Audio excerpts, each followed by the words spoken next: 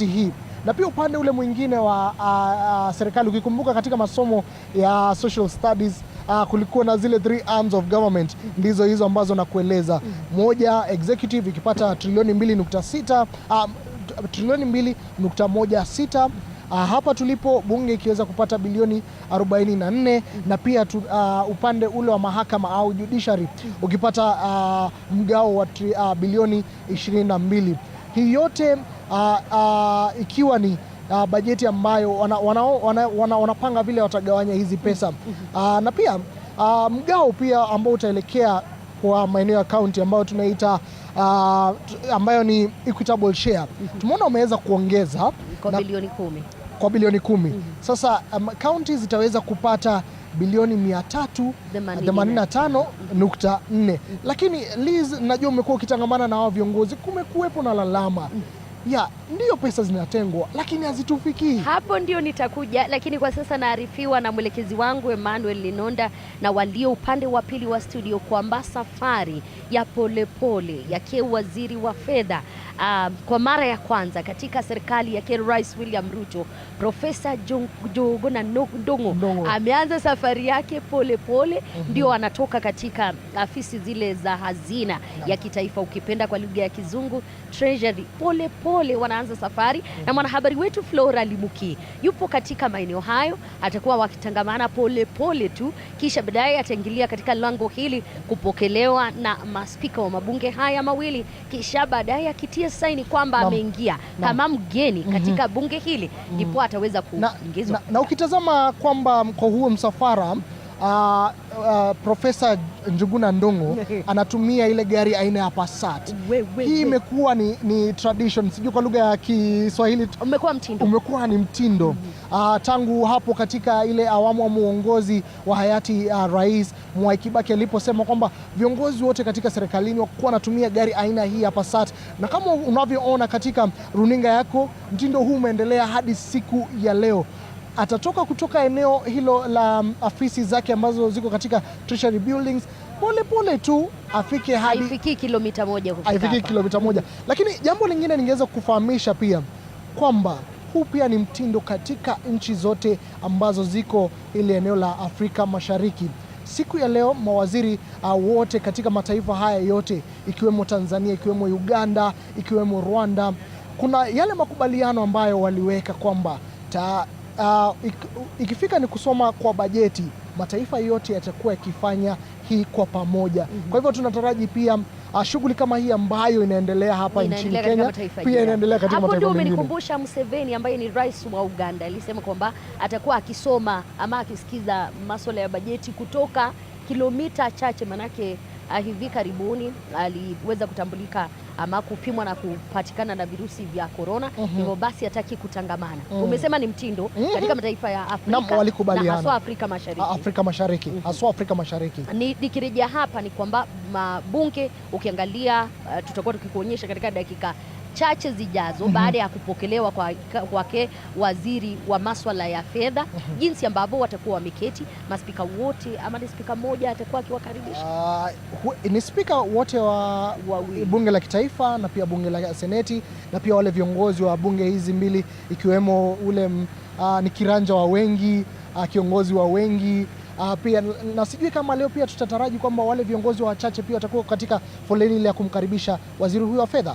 Mahali tumewekwa wakati huu hatuwezi kuona hilo, ila tukitutaama dakika kidogo zijazo kuingia upande ule mwingine. Lakini tuingie katika masuala ya bajeti. Kuna kitu ambacho ulikuwa umesema wale ambao wamefaidi pakubwa, ukasema ni pamoja na executive ambayo ni serikali, kuna judiciary ukapata bilioni 22, kuna parliament ambayo ni bunge ikapokea bilioni 50.1. Je, deni limetengewa fedha gani? Ilikuwa trilioni 1.6.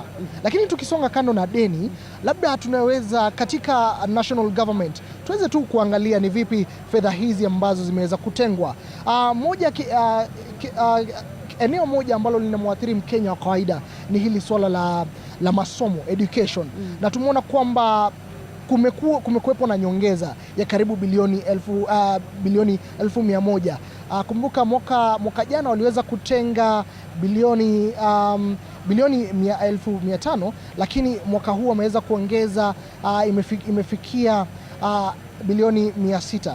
Hii itakuwa ikiweza kusaidia katika maeneo mbalimbali ikiwemo shule za sekondari. Pia kuna ile mikopo ya wanafunzi ambao wako kwenye chuo kikuu, na pia kuna huu mtaalamu pia wa CBC na kuajiri walimu.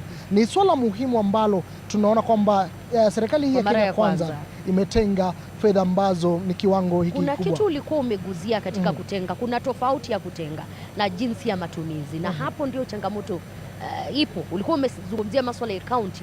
Ni kweli pesa zinatengwa, kama saa hizi wameongezewa shilingi bilioni 10 zaidi, kumaanisha wanapokea shilingi bilioni 385, lakini kufikia kule chini kwa mwananchi na kutolewa kwa wakati ufaao imekuwa changamoto, sio tu kwa wana elimu. Manake unakumbuka siku chache zilizopita waziri wa elimu sio profesa bali Machogu alisema mgao huo ndio utakwenda kwa shule za msingi. Ukiangalia ama shule zote kwa pamoja, ukiangalia kipindi ambacho kimechukuliwa kabla ya fedha hizi kufika kule kwa wale ambao wanazitumia, pia ni changamoto kubwa.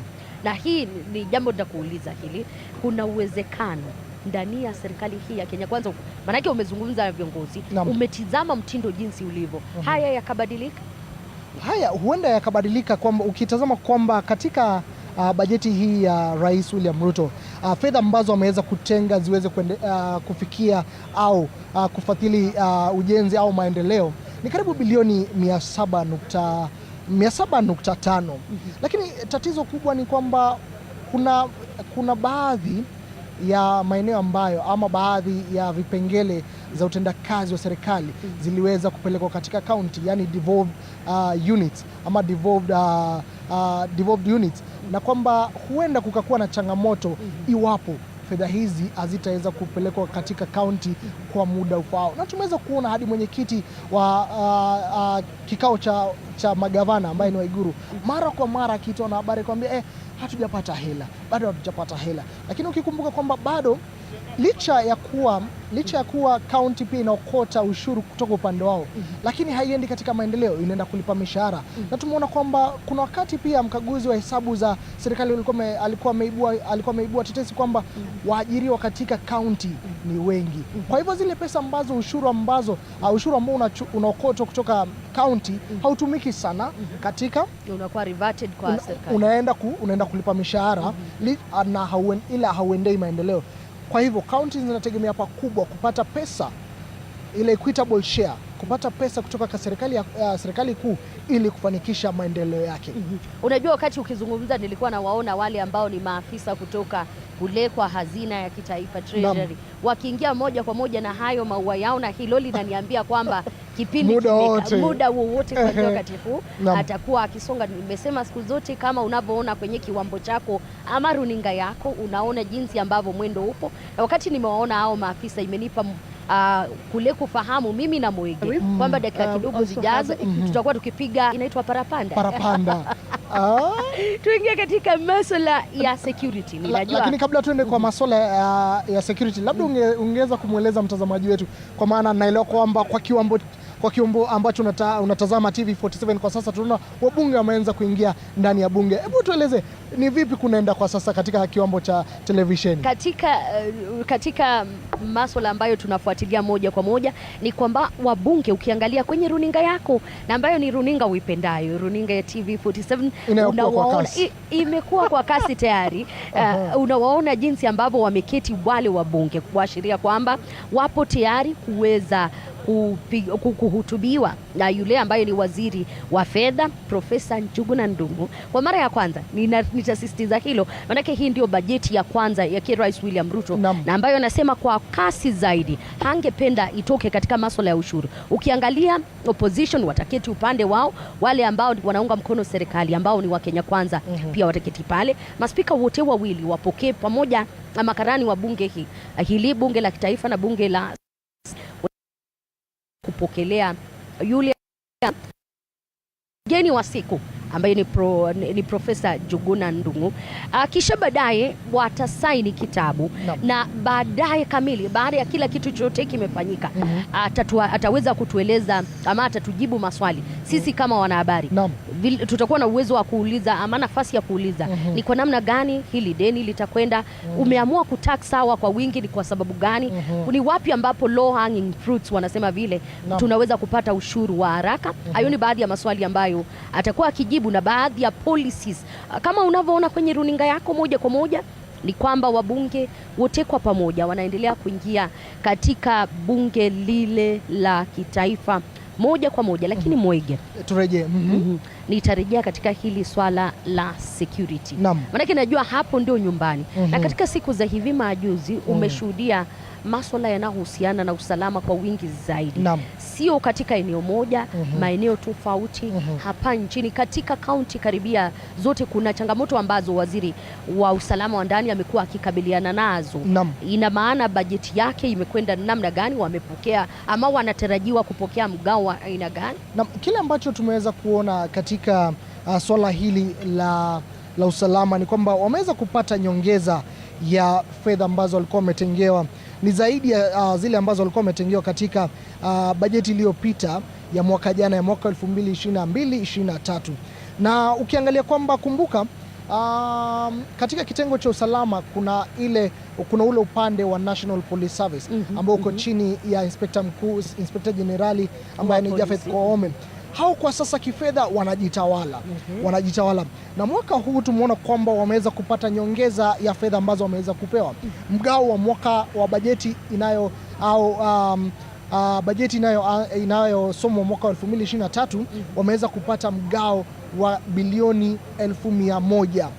Mwaka jana walikuwa na bajeti ya bilioni 24. Ukiona hii ni wameongezwa zaidi ya nusu ya bajeti waliokuwa nayo. Na ukikumbuka Rais William Ruto alipochukua hatamu za uongozi wa taifa hili alisema kwamba ni wakati umefika ya kwamba tuache kitengo hichi cha National Police Service ama idara ya polisi kiwe huru. Na namna ya kufanya hivyo alitia saini kwamba yule ambaye atakuwa accounting officer ni Inspector Generali, na kwa hivyo tumeona mgao huu umeweza kuongezewa.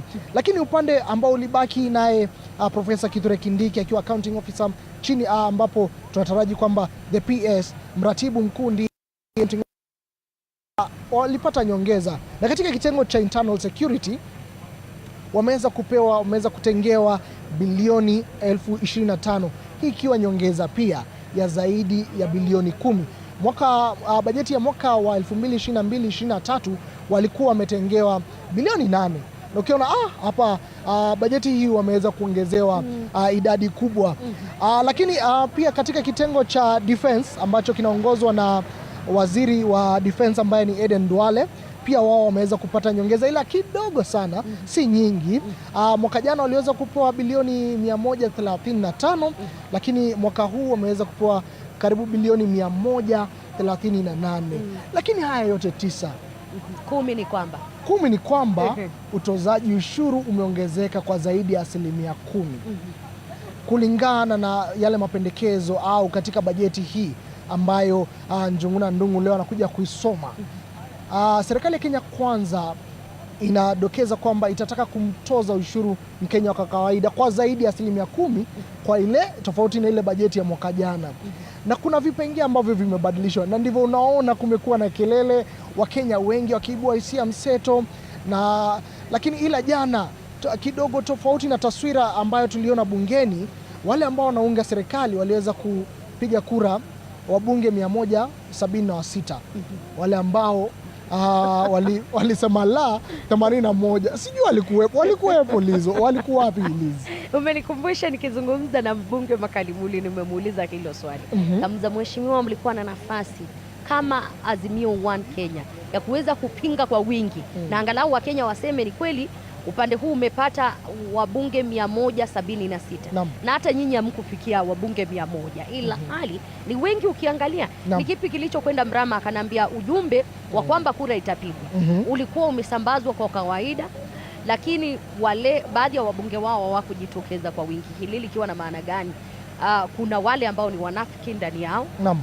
Kulingana na vile alivyoniambia, kuna wale hawakutaka kuonekana kwamba wanaunga mkono, hivyo basi wakacheza safe kwa kutokuonekana ndani ya bunge.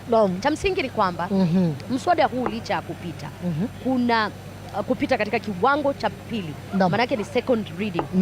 Ina maana kwamba wiki ijayo third reading itaingia.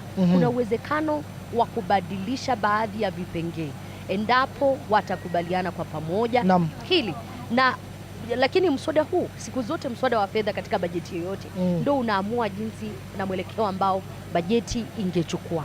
Hivyo basi lawama zipo, ukweli upo ndani ya hili, lakini sisi kama wanahabari tupo hapa kuhakikisha tu wanajua. Yetu ni kusema sisi hatuna uwezo wa kupiga kura. Na ni kweli ukiangalia bungeni kama unaona jinsi ambavyo unaona kwenye kiwambo chako ni kwamba mambo yanaendelea kujipanga. Siku zote wanasema ukiona vinaelea siku zote ujue vimeundwa, na kama ilivyo kwa sasa ni kwamba wabunge wanaendelea kuingia katika bunge hilo la kitaifa, wabunge wote wakitarajiwa kuwa pale wakati ambapo bajeti hii ama makadirio haya ya bajeti yatakuwa yakisomwa. Na sio hilo tu, kuna baadhi ya viongozi ambao wamekuja wengineo kama vile mawaziri. Nimeona ulikuwa ukizungumza naye Murkomen. Mawaziri, kuna baadhi ya wale wamepata nafasi watakuwa wameketi pale. Kuna viongozi wengineo. Lakini ninaarifiwa kwamba profesa ambaye ni mgeni wa siku na ambaye ni waziri wa fedha na hazina ya kitaifa, Njuguna Ndung'u, anaendelea tu kuingia. Labda Liz, kwa sasa kabla turejee upande tumpeleke mtazamaji wetu moja kwa moja hadi kule ndani mwa bunge. Alright, hapo ndipo tunaingia kwa sasa, baadaye tutakuwa tukizungumzia mengine mengi. Ufanisi na heri ya nchi yetu na wale ambao haja zao wamezikabidhi mikononi mwetu. Amen.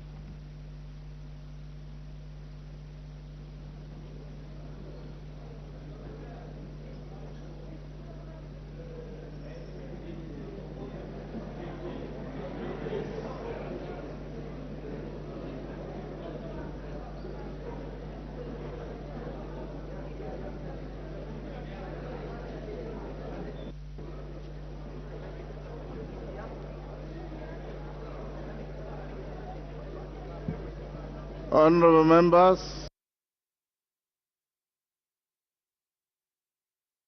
the clerk, you may call the orders.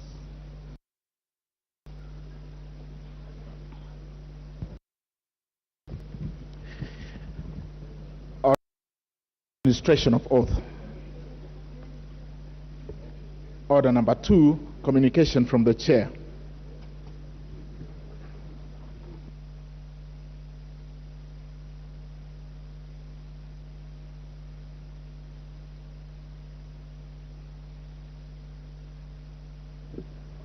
Next order. Order number 3, messages. Order number 4, petitions. Order number 5, papers. Majority Leader. Honorable Speaker. Order. Who is calling for point of order? Honorable Masara. Mr. Speaker, I'm seeing something very strange happening today. You must be respected. The members of UDA party are crossing just this way as if this is a street in Sugoi. This is parliament. You must go there. You respect the speaker and you come here. That is very wrong. Mr. Speaker, they just walk. You must respect the seat of the parliament. Order. If you are feeling the heat of voting. Take your seats. Order, honorable members. Honorable Masara, you don't have to prosecute your point of order laced with poison. You can raise a point of order is indeed out of order for any member to cross the aisle, but you don't have to be derogatory in any way.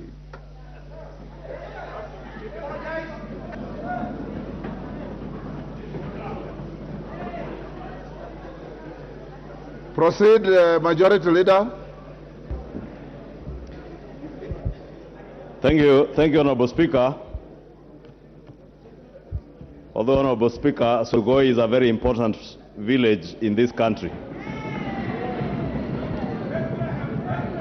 Honorable Speaker, I beg to lay the following papers on the table of the House today, Thursday, 15th June 2023.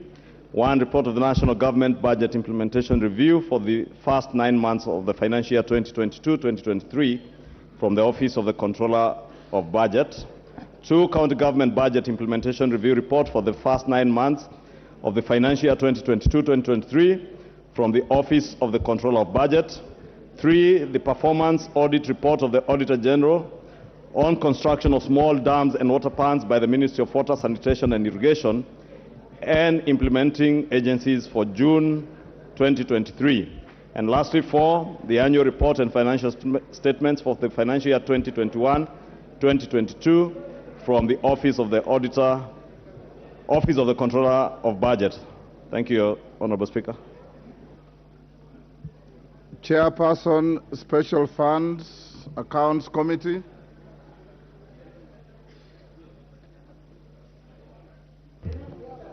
Go ahead, Honorable Fatuma. Thank you, Mr. Speaker. Honorable Speaker, I beg to lay the following paper on the table of the House today, Thursday, 15th June 2023. First, report of the Special Funds Accounts Committee on its consideration of the report of the Auditor General on the financial statements of the Women Enterprise Fund, Coffee Sherry Advance Revolving Fund, Strategic Food Reserve Trust Fund, Equalization Fund, Mechanical and Transport Fund, National Research Fund, Youth Enterprise Development Fund, Uwezo Fund, and Civil Service Housing Scheme Fund. Thank you, Mr. Speaker. Thank you, Honorable Fatuma. Next order. Order number 6, notices of motion. Under this order, Honorable Fatuma. Give notice of motion. Thank you, Mr. Speaker. Notice of motion. Chairperson, Special Funds Accounts Committee. Consideration of the report of the Auditor General. Order, Honorable Fatuma, I say, I beg to give notice of the following motion. Thank you, sir. I beg to give notice of motion. Consideration of the report of the Auditor General on the financial statement for Women Enterprise Fund, Coffee Sherry Advance Revolving Fund, Strategic Food Reserve Trust Fund, Equalization Fund, Mechanical and Transport Fund, National Research Fund, Youth Enterprise Development Fund, Uwezo Fund, Civil Servants Housing Scheme Fund. Honorable Speaker, I beg to give notice of the following motion, that this House adopts the report of the Special Funds Accounts Committee on its consideration of the report of the Auditor General, Coffee Sherry Advance Revolving Fund, Strategic Food Reserve Trust Fund, Equalization Fund, Mechanical and Transport Fund, National Research Fund, Youth Enterprise Development Fund, Uwezo Fund, and Civil Servants Housing Scheme Fund, laid on the table of the House on Thursday, 15th June 2023. Thank you, Mr. Speaker. Thank you, Honorable Fatuma. Clerk. Order, Clerk. Order number 7, questions and Hold, statements. Clerk, hold. What Honorable Fatuma has given us notice, you expunge the first statement she made, then start in the Hansard with, I beg to give notice. Right? So that the record is proper. Thank you, Fatuma. Next. Order number 7, questions and statements. Honorable members, we have no questions. We have no statement. You have your Thursday statement. Majority Leader. Thank you, Honorable Speaker. Honorable Speaker, pursuant to the provisions of Standing Order 44-2A, I rise to give the following statement on behalf of the House Business Committee, which met on Tuesday, 13th June 2023, to prioritize the business for consideration during the week. Honorable Speaker, as members are aware, this week the House concluded the general debate on the budget estimates of revenue and expenditure for the financial year 2023 2024 and the medium term, and adopted the annual estimates with amendments in the Committee of Supply. Additionally, the House concluded the second reading of the Finance Bill 2023 after the Departmental Committee on Finance and National Planning tabled its report on the bill. I would like to commend the committee and indeed the House for the steadfast commitment and participation during this important business, which has sometimes gone late into the night. Honorable Speaker, members will note that I had previously conveyed that the Cabinet Secretaries for Labour and Social Protection and the Cabinet Secretary Lands, Public Works, Housing and Urban Development were scheduled to appear before the House on the afternoon of Wednesday, 14th June 2023, to respond to the questions in the plenary of the National Assembly. However, due to priority business before the House, this has been postponed to a date that shall be communicated. Honorable Speaker, with regard to the business for Tuesday next week, the House is expected to consider the Finance Bill 2023 at Committee of the whole House in the course of the week, and the Appropriations Bill 2023 also in the course of the week at all stages, once it is published. Debate on the following business will also continue next week. 1. Report of the Departmental Committee on Environment, Forestry and Mining on the ratification of the Kigali Amendments on the Montreal Protocol on the substances that deplete the ozone layer. 2. The report of the Departmental Committee on Environment, Forestry and Mining on the ratification of the Bamako Convention on the ban of the importation into Africa and the control of transboundary movement and management of hazardous wastes within Africa. 3.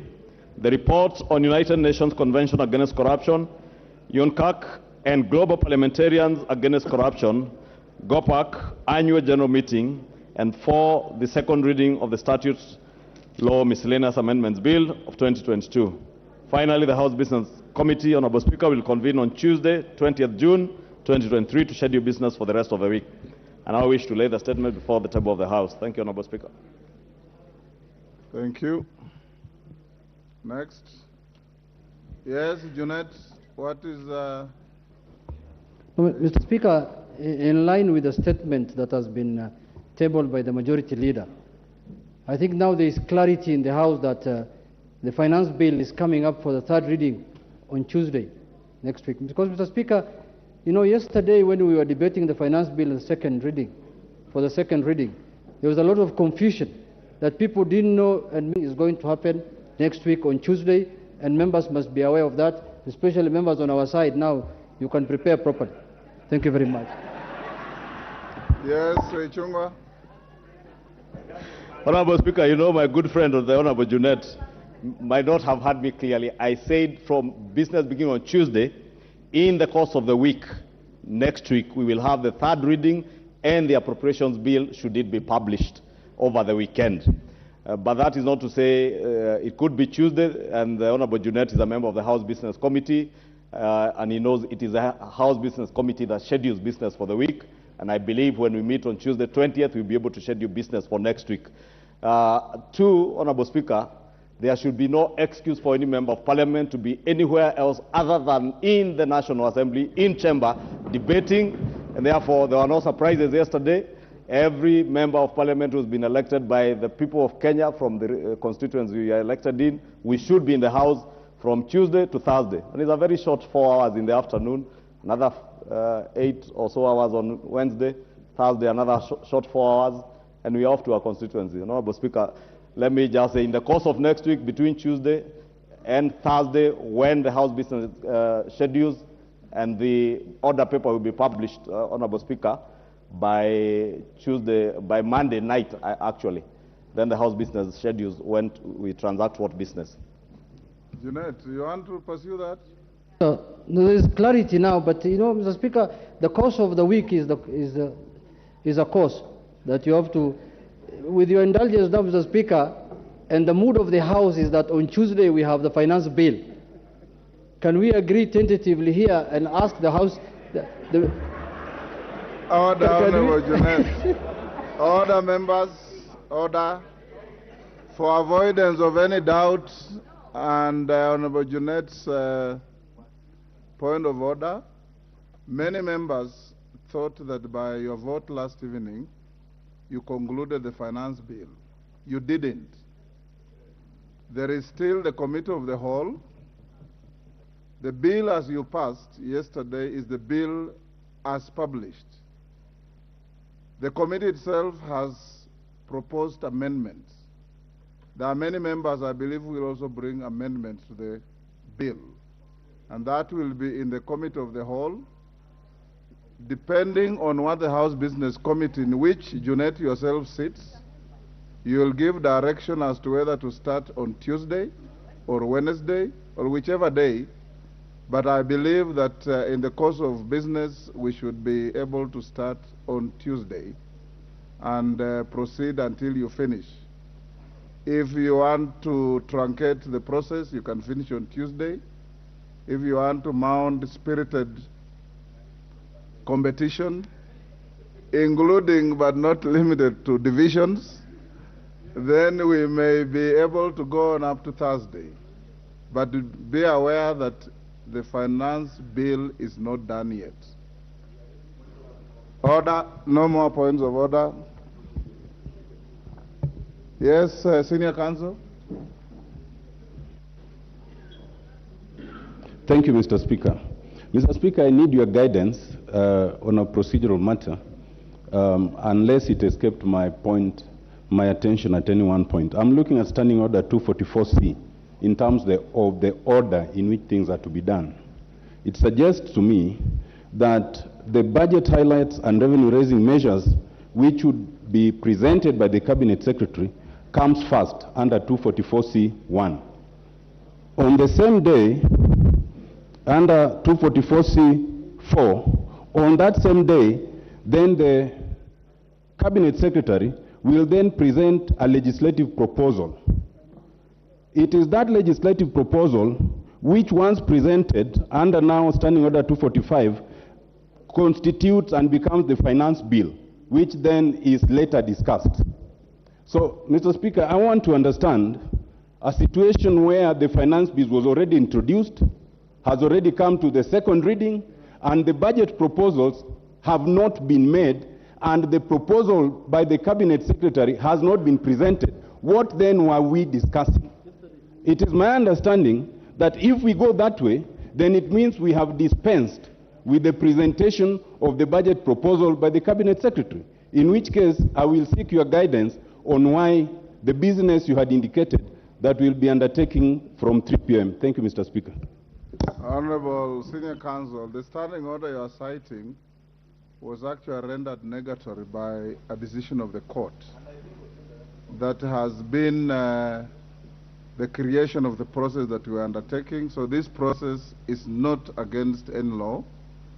I hear somebody saying that you participated in the court case that rendered the standing order negatory. So what we are doing is procedural, and we are not in any way flouting any standing order. It wasn't. Honorable members, I have a short communication. And Senior Counsel, we may pursue that argument later in my chamber if you so wish.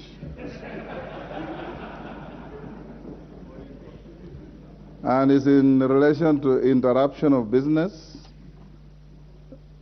pronouncement on the budget policy highlights, and revenue-raising measures for the national government for the financial year 2023-24. Honorable members, Section 40 of the Public Finance Management Act 2012 and Standing Order 244C require the Cabinet Secretary for the National Treasury to make a public pronouncement on the budget policy highlights and revenue-raising measures for the national government each financial year.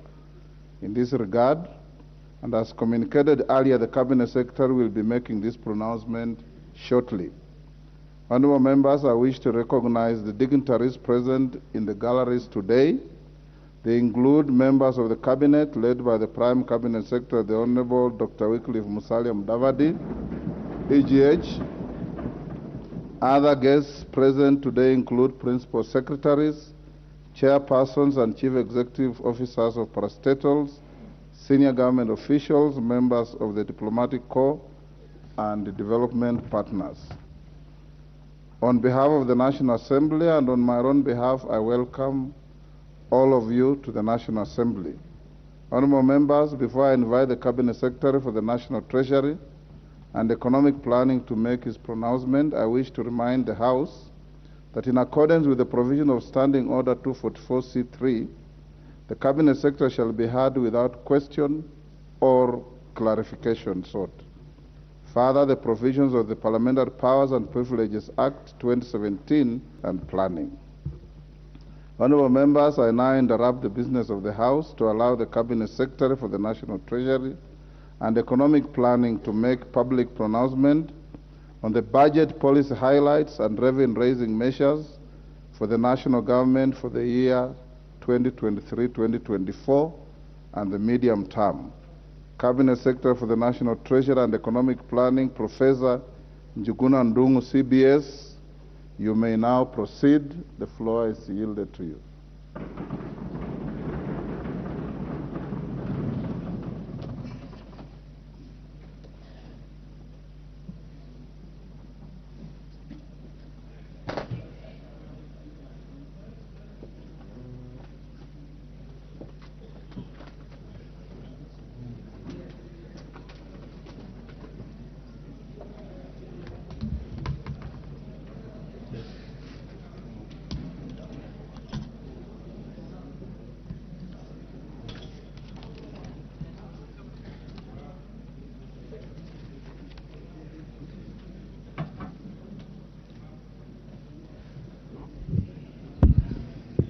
Mr. Speaker, it is a great honor and privilege for me to present to this august House and to the people of the Republic of Kenya the first budget of the Kenya Kwanza administration under the... Order, members.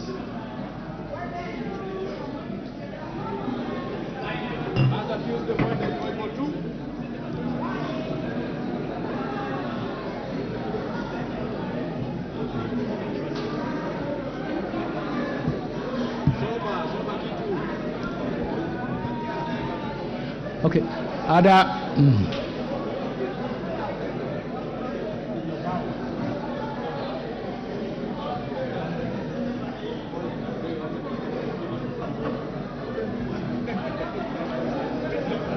Minister, proceed. Thank you, Mr. Speaker. It is a great honor and privilege for me to present to this august House and to the people of Kenya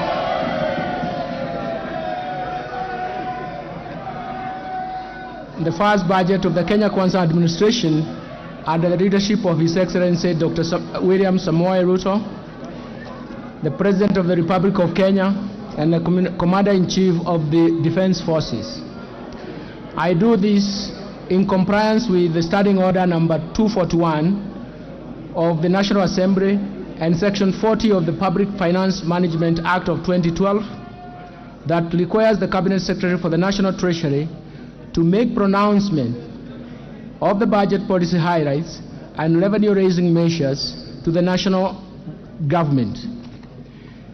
This being the first budget following the conclusion of the general election held in August 2022, allow me to congratulate all the honorable members who were re-elected and those who are serving for the first time in this august House.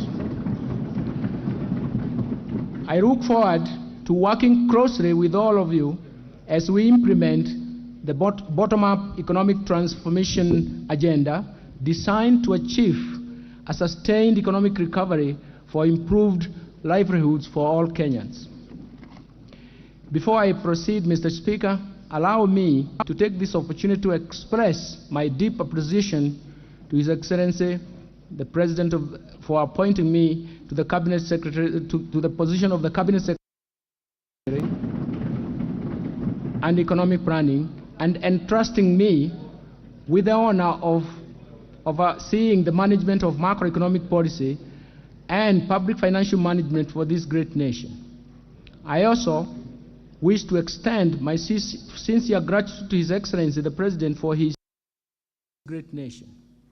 I also wish to extend my sincere gratitude to His Excellency the President for his wise counsel during the preparations of this budget policy highlights and revenue that will lay a strong foundation for our socio-economic transformation.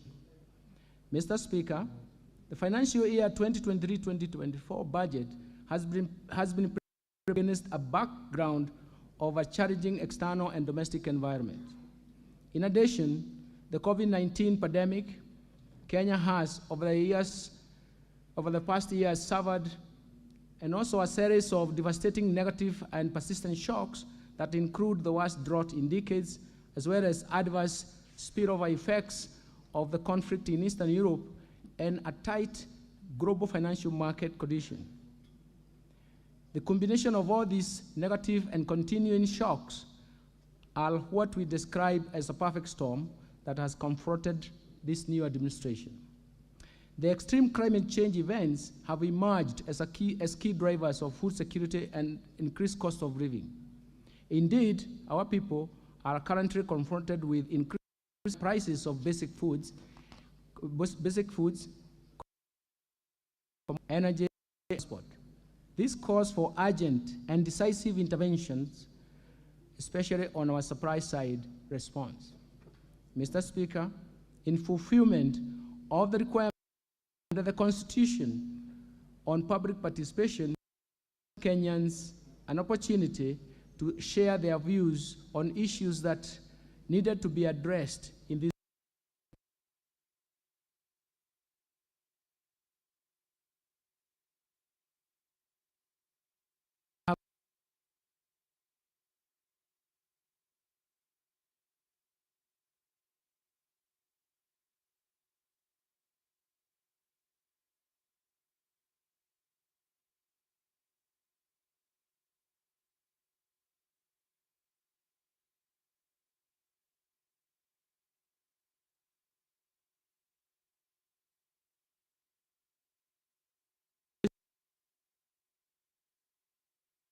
public debt. Mr. Speaker, having listened carefully to the concerns from the public and taking cognizance of the socio-economic and environmental challenges facing the country, the budget policy highlights seeks to provide solutions to the said concerns as we all work towards accelerating economic recovery. Proactively, the Kenya Kwanza government has begun transformation. The government has taken the long-term sustainable approach of subsidizing production of goods instead of consumption to respond to the rising cost of living. In this regard, the government has instituted immediate interventions that are aimed at providing short-term solutions to the high cost of living, while at the same time building a momentum for the long-term economic vibrancy and transformation.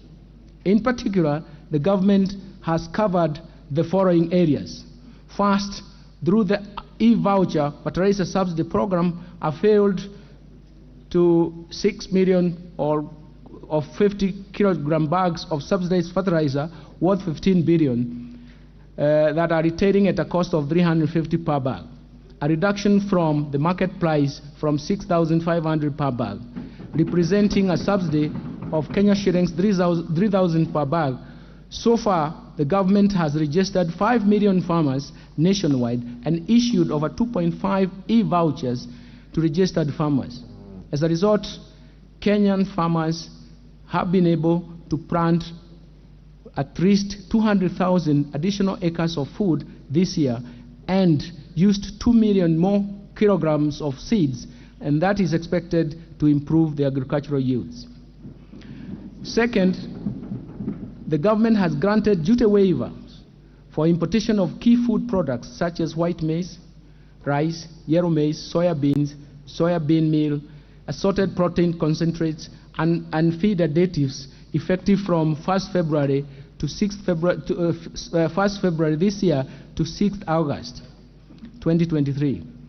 This has been done in order to bridge the food stocks deficit and will lower the cost of food prices.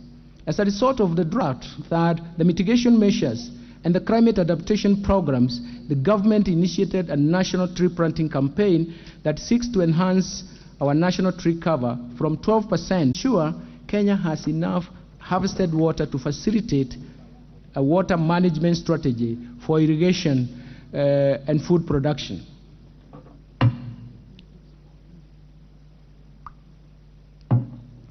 Fourth, the government has invested very heavily in biotechnology research and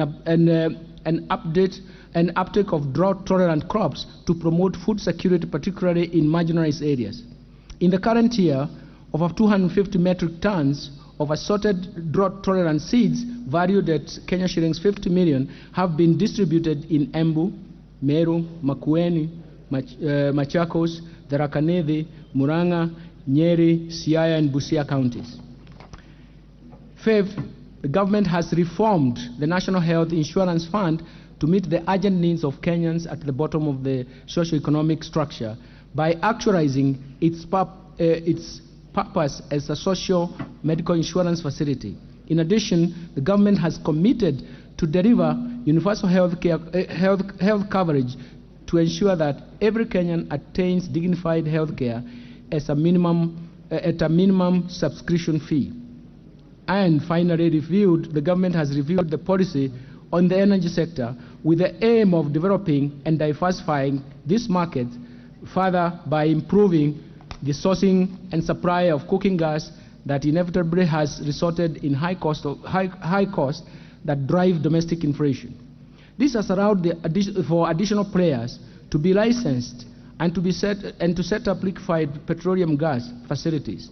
A common use of bulk storage and even handling facility for LPG will be constructed through a private sector participation framework to enhance market certainty and stability in the use of LPG. This will cut costs of handling and evacuating gas from ships to the mainland, and hence allowing dealers to pass through the cost of relief to consumers. Mr. Speaker, in order to improve service delivery and support livelihoods and businesses, as well as strengthen governance institutions, the Kenya Kwanza government has, since assumption of office, established Financial Inclusion Fund. This is commonly known as the Hustlers Fund, that was set up in November 2022 to provide access to affordable credit to individuals and MSMEs, medium and small enterprises, and to encourage savings. This is an intervention that will remain at the bottom of the pyramid in order to access borrowing under the fund. A customer only needs to register through his or her mobile phone. Since the launch of the first product, the Hustler Fund Personal Loan Fund, the government has invested a total of 11 billion shillings. This money has been revolving within the fund, providing low interest rate at 8% per annum, and so far 16.07 million Kenyans, of which 7.1 million are repeat customers, have actually accessed the fund. So far, 30.8 billion has been borrowed from this revolving fund. In addition to borrowing, the fund is designed to encourage savings. To date, 1.5 billion has been saved as a mandatory savings, while Kenya shillings 17 million has been saved on a voluntary basis. We have witnessed a phenomenal growth in the number of transactions that currently stand at 43.5 million transactions. The largest number of the times a single customer borrower has borrowed from the fund is about 50 times, indicating strong traction of the Hustlers Fund. To further empower the medium and small enterprises, the government on 1st June 2023 launched the second product of the Financial Inclusion Fund that is aimed at facilitating Kenyan access funding through groups.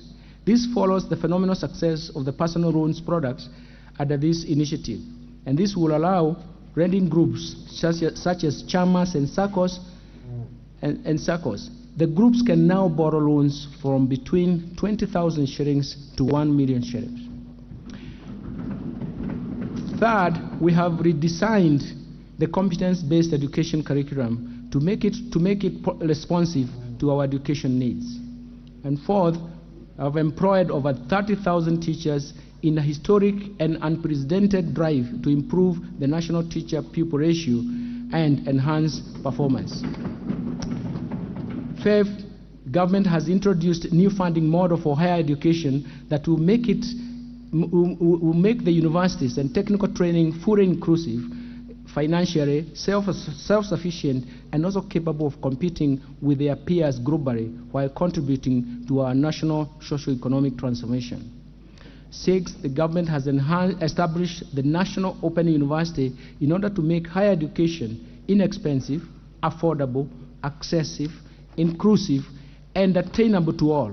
The university will create its charter before the end of this month, that is June 2023. Seventh, the government has launched several affordable housing projects across the country, translating to about 36,000 housing units in just 8 months. Eighth, the government has proposed and moved with digitalization, and the digitalized and automated services to the tune of 3,570 of government services through the eCitizen platform that has enhanced access to government services and brought greater convenience to citizens. The government targets to bring on board close to 5,000 services on the eCitizen platform by the end of 2023. Number 9 is the government has launched a data protection registration system to provide digital identity to all Kenyans in order to facilitate the transactions between the government and its citizens. Finally, returned the port operation from Mombasa and Naivasha to Mombasa, returned the port operations from Nairobi and Naivasha to Mombasa in order to revamp the coastal economy and give importers, especially the business community, a choice on cargo clearance. The government has introduced a G2G, a government-to-government arrangement for oil importation to provide a longer-term supply of fuel and ease the monthly demand of US dollars in a situation where global dollar shortage was ensuing. Government has also appointed 4 Court of Appeal judges and 2 judges of the Environment and Land Courts in line with the recommendations of the Judicial Service Commission to strengthen the judiciary. Further, the government escalated the actualization of the judiciary fund that will increase the allocation of resources towards enhancing the access to justice. And finally, the government has enhanced the independence of the National Police Service by granting them financial autonomy as envisaged in our Constitution.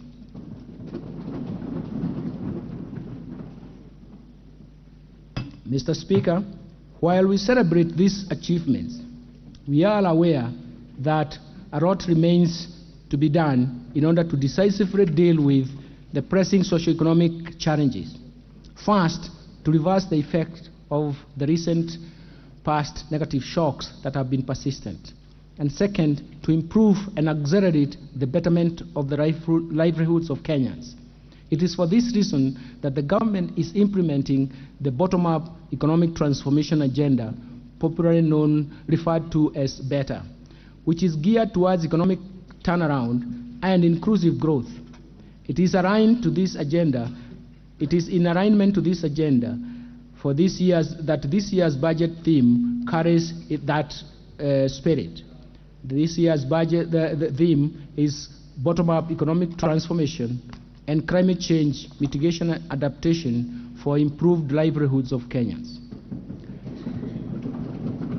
Consistent with this, the government will scale up implementation of policy priorities and structural reforms under the bottom-up economic transformation agenda, as detailed in the 2023 budget policy statement and the 4th medium-term plan, MTP4, which is currently under development, and that it will guide the attainment of these development objectives, as well as a continuation of the Kenyan Vision 2030 and Sustainable Development Goals. The strategy will involve increasing investments in 5 strategic sectors that have the largest impact and linkages to the economy, as well as on household welfare as the starting point. These 5 sectors include agricultural transformation, micro and small medium enterprise economy, housing and settlement, healthcare and digital superhighway, as well as the creative industry. Special focus will be placed on the interventions that reduce the cost of living, create jobs, achieve more equitable distribution of income, enhance social security, and expand the tax base for more revenues to finance development. And finally, also geared towards increasing foreign exchange to give us flexibility in that market. Mr. Speaker, we intend to implement the policy priorities within a sustainable fiscal framework. Overall, we have moderated our spending to ensure the value for money and enhanced the revenue mobilization efforts to ensure that our public debt remains on a sustainable path. Prioritization is critical because resources are scarce, thus limiting our capacity and desire to cover everything at once. In this regard, the budgeting process for the priority programs under the bottom-up economic transformation agenda will be managed through a value chain approach. This has ensured that the resources allocated along the value chain are allocated to all the components along the value chain, thereby eliminating duplication of roles, removing any funding gaps, and enhancing efficiency in the use of available budgetary resources.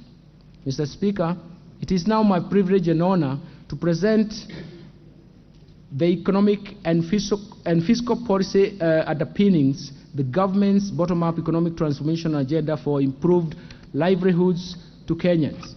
Thereafter, I will broadly outline the proposed resource allocations and revenue-raising measures that the government will implement in the financial year 2023-2024 budget. But before I proceed to elaborate on programs, let me start by highlighting the economic context in which this budget has been prepared. Let me start with economic policy context and focus on the global economy. Mr. Speaker, the financial year 2023-2024 budget has been prepared against a background of increased uncertainties in the global economic outlook, reflecting continued geopolitical tensions, particularly the ongoing conflict in Eastern Europe, and the pace of monetary policy tightening amidst concerns about financial sector stability in the advanced economies. As a result, the global economic growth is projected to slow down to 2.8% in 2023 from 3.4% in 2022. Economic prospects are also expected to slow down across regions and countries. Nevertheless, the commodity prices in the global markets, particularly oil and food, have been easing due to improved and functioning supply chains. Let me turn to domestic economy. Mr. Speaker, on the domestic scene, the economic growth for 2022 slowed down to 4.8% from 7.6% in 2021 due to adverse impact of the multiple shocks that affected the economy. Kenya's growth in 2022 was supported by growth in the services sector, while the agricultural sector contracted for the second consecutive year due to the prolonged drought effects, but that also contributed to a slowdown in the growth of manufacturing sector as well as that of wholesale and retail trade sectors. Mr. Speaker, the economy is expected to rebound and expand by 5.5% in 2023 up from 4.8% in 2022.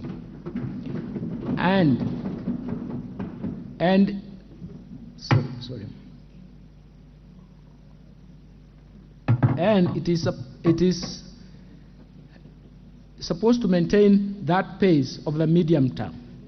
The growth will be supported by a broad-based private sector-led growth, including continued strong performance of the services sector and the recovery from the agricultural sector, due to improved weather conditions during the March-May rainy season. This growth outlook will be reinforced by interventions being implemented by the government under the bottom-up economic transformation agenda that include the provision of subsidized fertilizer and seeds to farmers during the planting season. Further, economic activity is expected to improve and drive aggregate demand expansion as the international community international commodity prices is coupled with improved exports and resilient private sector consumption, as well as the ongoing public-private investments. Mr. Speaker, the government will continue to support economic recovery by pursuing prudent macroeconomic policies geared towards reducing debt vulnerabilities and supporting sustainable and inclusive development. Inflation rate has remained above 7.5%, which is the upper bound target since June 2022. This is driven mainly by high food prices and energy prices following the adverse weather conditions and high global oil prices, but also compounded by the pass-through effects from the domestic currency depreciation. In order to anchor inflation expectations, the Central Bank of Kenya, through Monetary Policy Committee, tightened monetary policy during the last 1 year by raising the central bank rate to 9.5% in March 2023 from 7.5% in May 2022. This monetary policy action, together with improved agricultural production occasioned by the long rains and supported by fertilizer subsidy program and the ongoing importation of key food items, particularly maize, cooking oil, rice, sugar, at a duty-free window, are expected to ease the domestic prices and basic food items.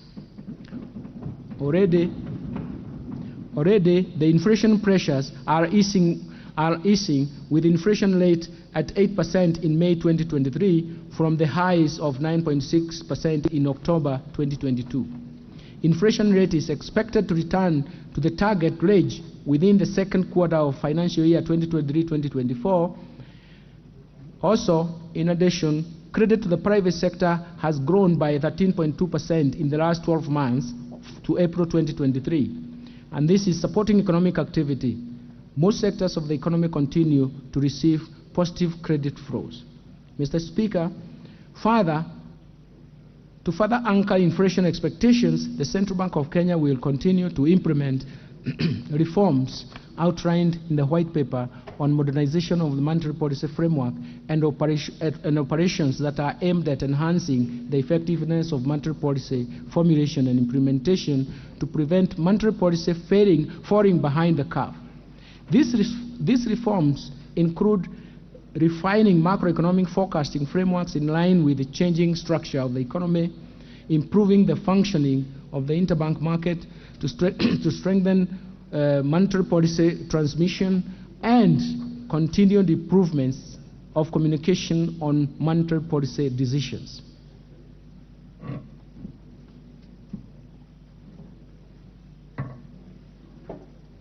Mr. Speaker, the fiscal policy stance over the medium term aims at supporting the government's bottom-up economic transformation agenda through growth-friendly fiscal consolidation plan designed to slow down the annual growth in public debt and implement an effective liability management strategy without compromising service delivery to citizens. This will improve the country's debt sustainability position. Mr. Speaker, I now turn to the policy priorities of the government for fostering economic transformation and improved livelihoods. The policy priorities and structural reforms for improved livelihoods start with the bottom-up economic transformation agenda. Mr. Speaker, this year's budget places special emphasis on priorities at the bottom-up economic transformation agenda, which is detailed in 2023 budget policy statement that was approved by this House in March 2023. This agenda is premised to address the challenges of the economy is facing, to stimulate economic recovery, bolster resilience while building on the success realized over time. The strategy will involve increasing investment in at least 5 sectors envisaged to have the largest impact and linkages to the economy, as well as on household welfare. The priority programs are classified under 2 categories, namely the core pillars and the enablers that aim at the creation of a conducive business environment for socio-economic transformation. Mr. Speaker, as indicated earlier, in this statement, the core pillars include agricultural transformation, micro, small, and medium enterprises of the economy, housing and settlement, healthcare, and digital superhighway, and in creative industry. In order to make this program feasible, the government will implement strategic interventions under the following key enablers. First, the infrastructure, manufacturing, the blue economy, the services sector, the environment and climate change, education and training, women agenda, youth empowerment and development agenda, social protection, sports, culture and arts, as well as the governance. Mr. Speaker, in order to realize the aspirations of the bottom-up economic transformation agenda, the government will first continue to maintain macroeconomic stability and enhance the security to foster and secure conducive business environment for all Kenyans and their investment. Second, the government will intensify national infrastructure development and connectivity of roads and ports, energy and fiber optic infrastructure to lower the cost of movement of people and goods, lower the cost of doing business, thereby enhancing profitability of businesses. Third, the government will enhance investment in key economic sectors for broad-based sustainable economic recovery by promoting agricultural transformation, growth in manufacturing, environmental conservation and water supply, food security, climate change mitigation and adaptation, tourism recovery, and sustainable land use and management. In this regard, food security and climate change will also become a focal point for policy formulation going forward. Fourth, the government will expand access to quality social services in health, education, and appropriate social safety nets for the vulnerable population. And finally, the government will support the youth, women, persons living with disabilities through government-funded empowerment programs that leverage on partnership with private sector organizations. Mr. Speaker, the government, under the support of the development partners, is implementing a program that aims at boosting revenue mobilization to reduce total expenditures as a percentage of GDP, thereby providing growth-friendly fiscal consolidation plan designed to slow down the annual growth of public debt and implement an efficient liability management strategy, without at the same time compromising service delivery to citizens. The fiscal consolidation plan targets to gradually reduce the fiscal deficit, including grants, from 6.2% of GDP in the financial year 2021-2022 to 5.8% of GDP in the financial year 2022-2023 to 4.4% of GDP in financial year 2023-2024, and further reduce the fiscal gap further to 3.6% in financial year 2025-2026. Mr. Speaker, we are truly grateful as a nation to our development partners who have over the years provided financial resources to support the implementation of government programs, government policy, as well as structural reforms. In particular, allow me to single out the multilateral institutions, specifically the World Bank and the International Monetary Fund, the European Union, the African Development Bank, and the many bilateral donors, institutions, and governments that have walked the journey of socio-economic transformation with Kenya. Mr. Speaker, Kenya has continued to successfully implement the Extended Fund Facility and Extended Credit Facility, EFF and ECF arrangements supported by the IMF, the International Monetary Fund. We concluded the 5th review of the program in May 2023. and we agreed on the augmentation of access under the program of 75% of the quota, that is SDR special drawing rights for 407 million.1, or which is about US $544.3 million, an extension of the duration of the ECF arrangement by 10 months to April 2025 to allow sufficient time for meeting the program objectives, and on a new 20-month resilience and sustainability facility, RSF, arrangement that will allow us to access 75% of our quota that will run parallel with the ECF program arrangements until April 2025. Once approved by the IMF Executive Board in July 2023, Kenya will immediately access SDR 306.7 million, which is about $410 million, including from the augmentation of the access under ECF-EFF. This will bring the cumulative IMF financial support disbursed under the EFF-ECF program arrangements to SDR 1.509 billion, or about $2.017 billion. And for us, that's why we are appreciative of this multilateral institution. The government will also access additional SDR 407.1 million, about 443 million, under the new 20-month Resilience Sustainability Facility arrangement upon successful next review.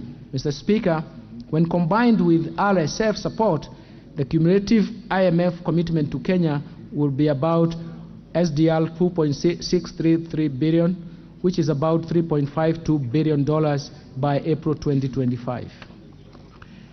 Mr. Speaker, as a stopgap measure to ease the pressure on the domestic supply of petroleum products, as well as ease pressure on the Kenya shilling arising due to the global shortage of US dollars in the domestic market, we have introduced an innovative new government-to-government arrangement for fuel importation through Legal Notice number 3 of 2023. That legal notice allows us to import the importation of petroleum products by private sector through the current open tender system, OTS. To date, the monthly importation of petroleum products is approximately 740,000 metric tons, of which 60% is consumed in the domestic market, while 40% is for transit markets in the region. This product is currently paid for using United States dollars, which puts strain on foreign exchange availability and pressure on nominal exchange rate and ensuing exchange rate volatility in the market on a monthly basis. Mr. Speaker, to contain the pressure of the US dollar availability in the market, as well as exchange rate volatility on a monthly basis, the government entered into a memorandum of understanding with governments of oil-producing countries, under which framework agreements have been signed with petroleum exporting companies for the supply of petroleum products on extended credit period of 180 days. The objective of this arrangement is first to ease the monthly demand of the US dollars in the foreign exchange market that is driven by petroleum imports, and by extending time required to source the US dollars from the current 5 days to 180 days. Second, to allow space to activate the interbank foreign exchange market and thus stem currency speculation, it was necessary to enter into this program that we intended to reduce the cost of petroleum products by lowering the economies of leveraging on the economies of scale that arise from having longer supply contracts up to 270 days with potential suppliers. And fourth, we wanted to make sure that we avoid supply disruptions by safeguarding longer-term supply contracts for petroleum products. And finally, it has allowed us to structure, in the future, to structure the fuel pricing mechanism that will be dependent on market conditions. Currently, the fuel pricing mechanism coordinates expectations of price revisions on the 15th day of every month, a situation that does not reflect appropriate market conduct, as well as encourage diverse market development paths in this subsector. I now turn to climate change mitigation and adaptation. Mr. Speaker, the climate change has become a pressing issue globally. Like other economies, Kenya's economy is vulnerable to its ravaging impacts.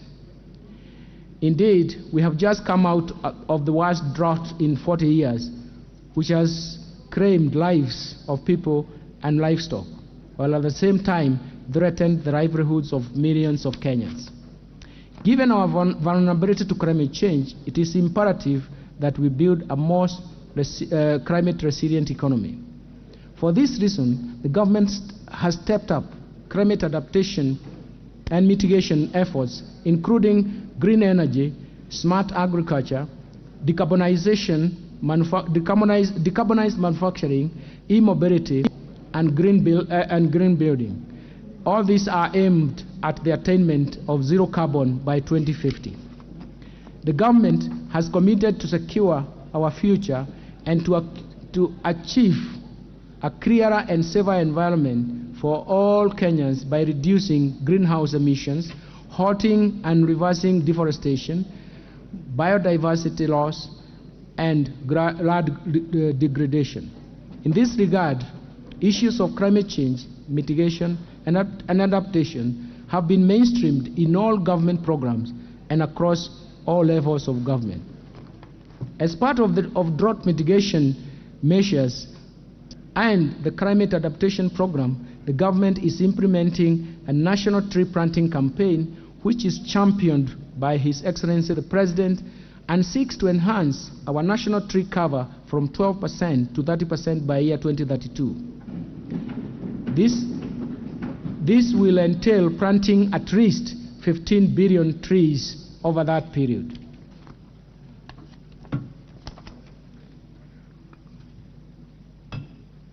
Mr. Speaker, climate financing has emerged as a very important means of implementation of climate change and for promoting sustainable development and financial sector development. To enhance financial flows from the Green Climate Fund, GCF, the government will continue to implement National Green Climate Fund strategy, which provides an elaborate framework of coordinating and attracting resources from the Green Climate Fund. The government will also implement financing locally led climate action, we call it FROCA, program in collaboration with county governments and development partners to manage climate risks. Further, to support our climate change efforts and characterize additional climate finance from other official and private partners, we have agreed with the IMF on a new 20-month resilience sustainability facility arrangement that will run in parallel with the current program arrangement until April 2025. Mr. Speaker, the government last year committed to fast-track the enactment of Disaster Risk Management Bill and finalize the Public Finance Management, Disaster Risk Management Fund regulations. These are meant to strengthen the disaster risk management in the country, given that Kenya is predisposed to various disasters, some of which are exacerbated by the ravaging effects of climate change. These disasters often have a huge negative impact on the economy. I wish to report that the relevant departmental committee of this House is in the process of considering a registration on matters relating to disaster risk management. I urge this House to prioritize this matter to enable Kenya have an overarching framework on disaster risk management. I will later be submitting to this House for consideration the Public Finance Management, into brackets, the Disaster Risk Management Fund Regulations 2023 that will enable the establishment of the Disaster Risk Management Fund. Let me turn to legal and policy, rigor, and institutional reforms. Mr. Speaker, the government's bottom-up economic transformation agenda, BETTER, will be underpinned by sound and appropriate policy, rigor, and institutional reforms that are aimed at improving the business environment, increasing the efficiency of public service delivery, and strengthening the accountability and transparency in public finance management. These reforms are outlined as follows. First, the procurement reforms. Mr. Speaker, on a continuous basis, the government reviews the procurement policies and procedures to ensure that we achieve efficiency and transparency and enhance good governance and promote savings in the procurement process. This is one critical area that government can achieve efficiency and unlock savings given the limited financial resources and fiscal space. With this in mind, Mr. Speaker, last year the National Treasury committed to this House to roll out an end-to-end e-government procurement system, EGP, with a pilot phase commencing in July 2022 and a target date for full rollout to all ministries, departments, and agencies in January 2023. I wish to report to this House that the process is still in progress, albeit with some delays. The system will be rolled out by December 2023 to both national and county governments. Once rolled out, all government procurement and asset disposal procedures and processes will be managed online through the system. The system will enhance efficiency and transparency in the procurement functions. The system will also ease cost of doing business with the government and has the capabilities of monitoring and tracking all public procurement and asset disposals. Mr. Speaker, the government remains committed to facilitate access to government procurement opportunities and empower the MSMEs owned by women, youth, and persons with disabilities. This remains a key priority of government under the bottom-up economic transformation agenda. For this reason, the National Treasury has re-engineered the access of government procurement AGPO portal to enable real-time registration and monitoring. The National Treasury has also directed all procuring entities to ensure prompt payment of all contracts successfully implemented under the AGPO that will enable businesses owned by the target group access liquidity promptly. Mr. Speaker, a large number of state corporations rely on the exchequer funding to service their payroll and other expenses. Over the years, bloated payrolls have remained a large burden to the exchequer, resulting in accumulated unserviced statutory obligations and also pensions liability running into billions of Kenya shillings. It has also been established that in most state corporations, a huge proportion of the staff complement comprises of support staff with a thin complement of technical staff. This gravely affects the core service delivery. To address this challenge, the State Corporations Advisory Committee, SCAC, will immediately embark on an aggressive program to rationalize staff establishment to keep them lean and strictly adhere to 70-30 ratio of technical staff to support staff. In addition, the National Treasury shall henceforth only approve budgets for hiring staff for only state corporations that have received approvals from the State Corporations Advisory Committee, the Public Service Commission, PSV, and Salary and Remuneration Committee together jointly. This requirement is in addition to confirmation of the requisite funding. Mr. Speaker, to support the restructuring of the state corporation, the Cabinet approved the Privatization Bill 2023. It seeks to repeal the Privatization Act of 2005 and streamline the privatization process and in order to restructure the state-owned enterprises. This was subsequently submitted to this House by the National Treasury in May 2023. The bill, once enacted, will enable the selected state-owned enterprises to achieve their full potential by entrenching commercial principles and reduce their reliance on the exchequer funding. I urge honorable members to support the government in this endeavor.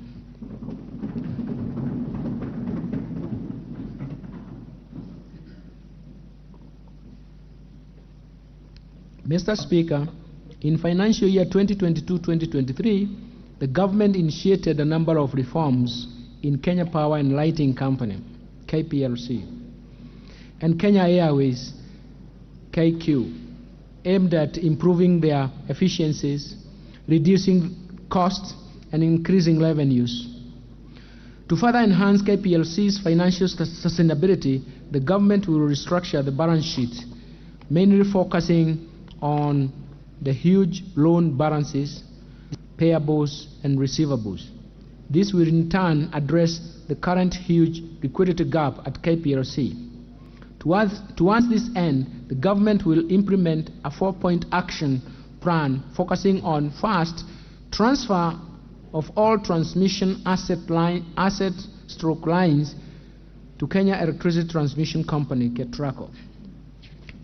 Second, the government will settle outstanding rural electrification schemes, RES operations and maintenance costs, which has a deficit of 19.4 billion as of June 2022, and ensure that KPLC and Rural Electrification and Renewable Energy Corporation enter into a commercial contract for the future rural electrification schemes maintenance costs.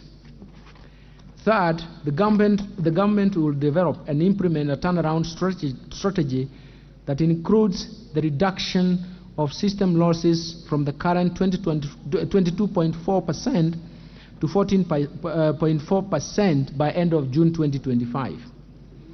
Fourth, the government will establish a new governance structure of KPLC to give private sector stakeholders fair representation reflecting the company's shareholding structure. With regard to Kenya Airways, the government's policy stance is to turn around the airline and position it as a Pan-African carrier that will ensure it is run with profitability and sustainability objectives, eventually reducing the airline's dependency on budgetary support. Let me turn now to pending bills for the national and county governments. Mr. Speaker, the total outstanding national government's pending bills as of 31st March 2023 amounted to 537.2 billion, comprising of 450 billion for state corporations, semi-autonomous government agencies, and Kenya shillings 79.3 billion for ministries, departments, and agencies. During the same reporting period, the county governments reported pending bills of Kenya shillings 159.7 billion. The management of the pending bills is a challenge. In the public eye will form an important benchmark, and in the public eye it will form an important benchmark upon which the overall integrity of government style of financial management will be tested and judged.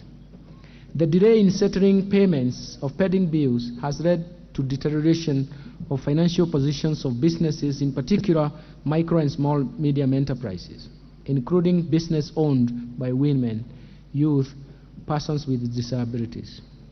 In view of the above, the National Treasury has prepared a cabinet memo requesting the cabinet to approve the establishment of a pending bills verification committee to carry out a thorough analysis of the stock of all pending bills and advice on how the bills would be settled. Once the outstanding pending bills are cleared by the verification committee, the National Treasury will direct all entities to ensure strict adherence to Public Finance Management Act of 2012 and clear pending bills as a first charge on the budget of the concerned entity in the subsequent financial years. Let me turn now to financial sector stability and development. Mr. Speaker, the banking sector remained stable and resilient in 2022. Deposits held by the sector increased by 12.3%, while pre-tax profits increased by 22.0%. On the other hand, gross non-performing loans for the sector stood at 13.3% in December 2022, a decline from 14.7% in June 2022. The need to build resilience and to exploit emerging opportunities has led to increased consolidation as well as regional expansion through acquisitions. This has led to strong institutions supporting the stability of the banking sector. The sector is therefore expected to remain sound and stable in 2023, building on the reform initiatives and buffers that have been built over the years. Mr. Speaker, in order to address consumer protection concerns arising from unregulated digital lenders, the Central Bank of Kenya introduced Digital Credit Providers Regulations 2022 that were approved in May 2022. They provide regulations and guidelines for the licensing and oversight of previously unregulated digital credit providers. I'm happy to report that by the end of March 2023, 32 digital credit providers have been licensed, while others are at different approval stages. More importantly, the Central Bank of Kenya is working with other agencies and regulators, including the Office of the Data Protection Commissioner, to ensure all digital credit providers are brought into the regulatory perimeter to protect consumers. Mr. Speaker, in an effort to transform Kenya's financial markets, the Central Bank will soon launch the upgraded Central Securities Depository Code named DAO CSD. The upgraded Central Securities Depository will improve financial market liquidity, enhance operational efficiency in domestic debt market, further promoting market deepening, and also broadening financial inclusion through expansion of digital access and position Kenya as the preferred financial hub in the region.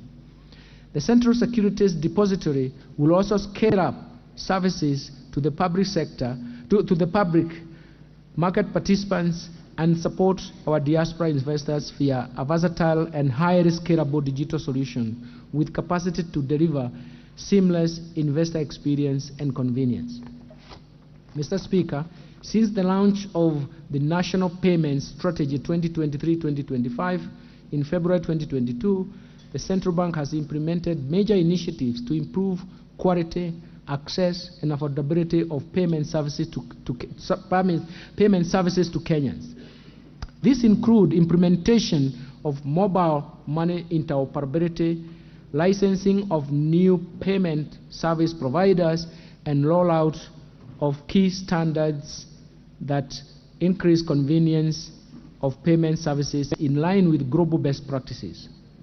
Building on these gains, in the financial year 2023-2024, the Central Bank, together with other stakeholders, will first undertake a comprehensive review of the National Payments System Act of 2011 and National Payment System Regulations of 2014, an interoperable payments platform to unlock cost-effective, real-time, and retail payments across banks, payment service providers, card schemes, and other regulated financial institutions.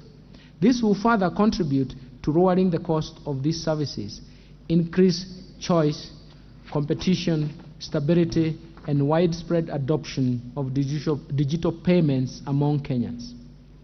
Mr. Speaker, in order to reduce money laundering vulnerability, the Central Bank has reviewed and enhanced the banking sector Know Your Customer KYC and Customer Due Diligence CDD processes. This will further strengthen the effectiveness of the banking sector anti-money laundering and combating of financing of terrorism and the proliferation of financing, PF, risk-based supervisory framework. Indeed, AML-CFT-PF regime is important to uphold. Let me turn to deposit insurance reform. Mr. Speaker, financial stability risks have increased rapidly as the resilience of the global financial system has been tested by high inflation and rising interest rates. In order to enhance protection of the depositors, the Kenya Deposit Insurance Corporation is in the process of reviewing the current coverage limit of 500,000 with a view to ascertain its adequacy in protecting the micro, small, and medium enterprises.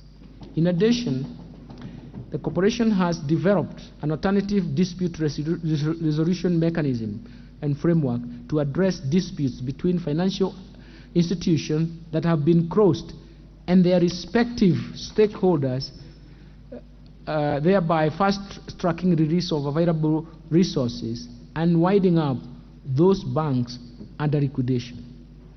Let me turn to Capital Markets Authority, Mr. Speaker.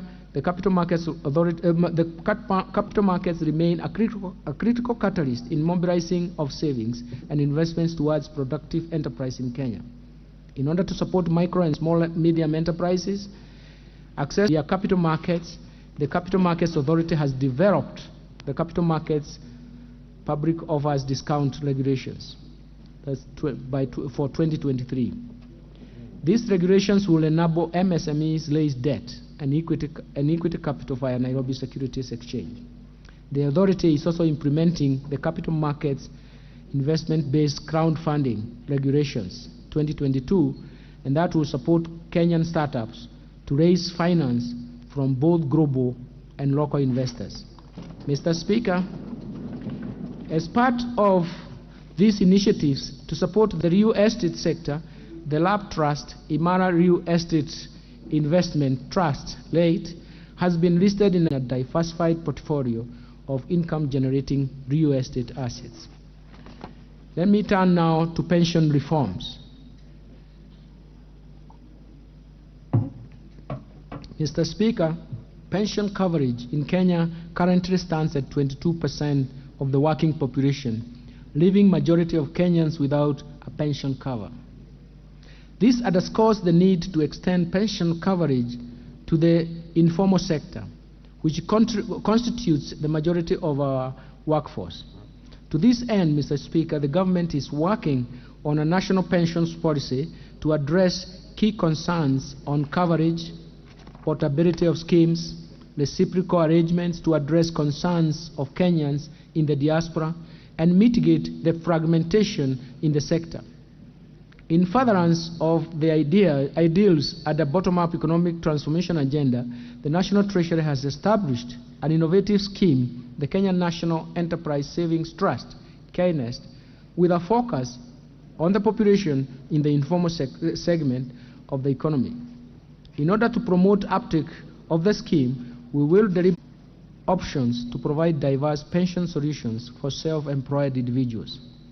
Mr. Speaker, to effectively administer the public service pensions, the National Treasury will invest in modern technology and digital solutions to streamline pension processes and improve service delivery. In this regard, public service schemes will provide user-friendly online platforms that allow the pensioners to access their pension statements, make inquiries, and update their personal information conveniently.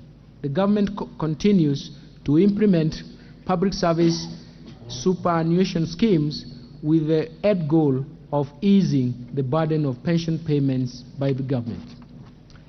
Let me turn to insurance reforms, Mr. Speaker. In the past 2 years, the insurance sector has grown by 36 billion shillings from a premium of 273 billion. The industry has also attracted investment from key multinational players. In order to further enhance the growth of the sector, the Insurance Regulatory Authority has rolled out a micro-insurance framework that will contribute to increase penetration coverage for the individuals with low incomes. The authority will strengthen private insurance's role in the universal health care coverage, promote crop and livestock insurance, as well as support insurance for MSMEs. Mr. Speaker, there are no deterrent measures under the Insurance Act to motivate accountability and observance of directors' duties, as well as senior managers' professional responsibilities. To address this shortcoming, I have submitted to this House Insurance Amendment Bill 2023 to provide for offences relating to the management of an insurer. In addition, the bill will contain other amendments aimed at enhancing the efficiency of the Insurance Regulatory Authority in regulating the insurance industry.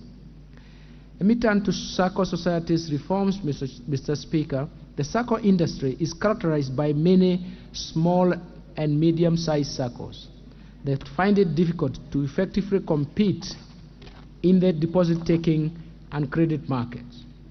To address this challenge, the SACCO Societies Regulatory Authority, SASRA, is working on amendments to SACCO Societies Act 2008 that will provide the licensing and supervision of shared SACCO services platform. This initiative will improve the efficiency and competitiveness of SACCOs through establishment of cost-sharing digital platform to enable small SACCOs to achieve economies of scale, while at the same time mainstreaming regulatory compliance in a cost-effective manner. Mr. Speaker, 12 years ago, the government introduced prudential regulation to secure financial stability of SACCOs and boost savings for members. However, there has been a lack of a resolution mechanism for financially distressed SACCOs. In addition to addressing these challenges, the SACCO Society Regulatory Authority has proposed amendments to the SACCO Societies Act 2008 to provide for a framework for appointment of trustees to the Deposit Guarantee Fund for SACCOs in Kenya, DGF. Let me turn to unclaimed financial assets, Mr. Speaker. The Unclaimed Financial Assets Authority Act does not provide for claimers to designate a beneficiary of their assets or to a cause of their choice, and therefore any claim must be paid to the claimant. To address this, I have proposed to amend the Unclaimed Financial Assets Authority Act so as to empower claimants to designate beneficiaries of the unclaimed asset or to a cause of their choice. Let me turn to ease of doing business, Mr. Chairman, and consumer protection. Mr. Speaker. Mr. Speaker, ease the cost of doing business and minimize compliance costs for micro, small, and medium enterprises. The Competition Authority of Kenya will exempt MSE, medium and small enterprise sector from merger notifications, thus enabling startups, digital businesses, among others. Further, the authority will monitor and conduct surveillance audits specifically in the manufacturing and agro-processing sector so as to protect MSMEs from incidences and abuse of buyer power.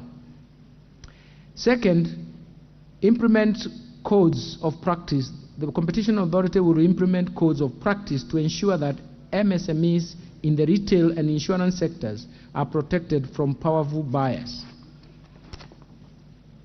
The Competition Authority will screen and investigate infractions such as suspected cartels or abuse of dominance conduct, such as excessive pricing, price discrimination, predatory pricing, margin squeeze, to ensure a level playing field. And the Competition Authority will actualize and initiate actualize the initiative area started with the National Assembly to address the issue of price fixing by professional services to make the fees competitive and improve the quality of services.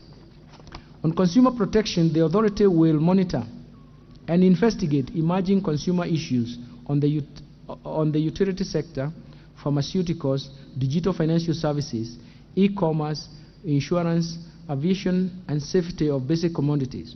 In addition, the authority will seek redress through replacement or refunds to customers affected by dark commercial patterns, scams, fraud under the digital economy.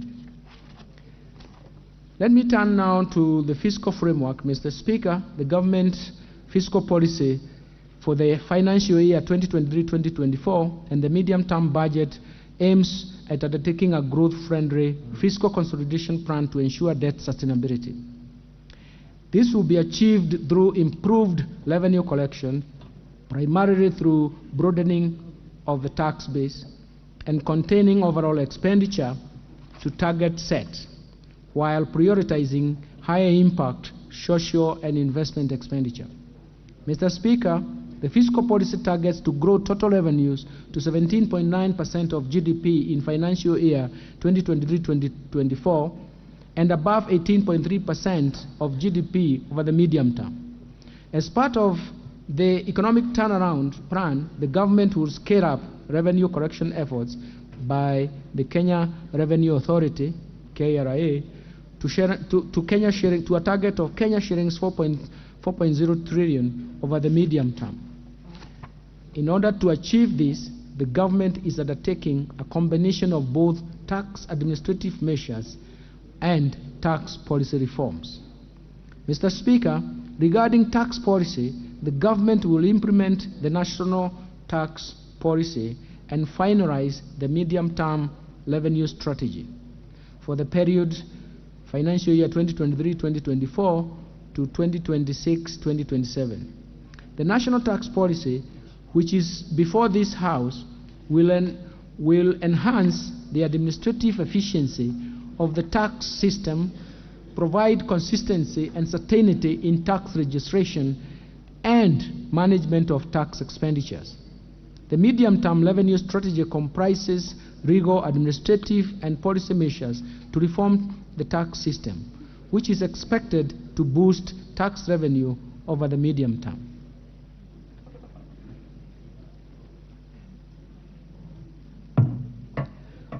On tax administration, Mr. Speaker, the Kenya Revenue Authority is implementing reforms to move towards seamless taxation by ensuring that its systems, taxpayers, and businesses are integrated to allow for the automatic movement of data through machine-to-machine based processes, and where appropriate, shift to real-time processing.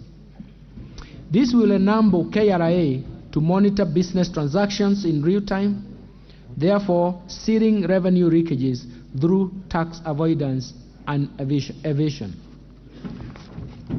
On the expenditure reforms, Mr. Speaker, the government will sustain efforts to improve efficiency in public spending and ensure value for money by eliminating non-priority expenditures, retiring expenditure and unsustainable consumption subsidies, reducing tax exemption, scaling up use of public-private partnership financing for commercially viable projects, and rolling out end-to-end procurement system.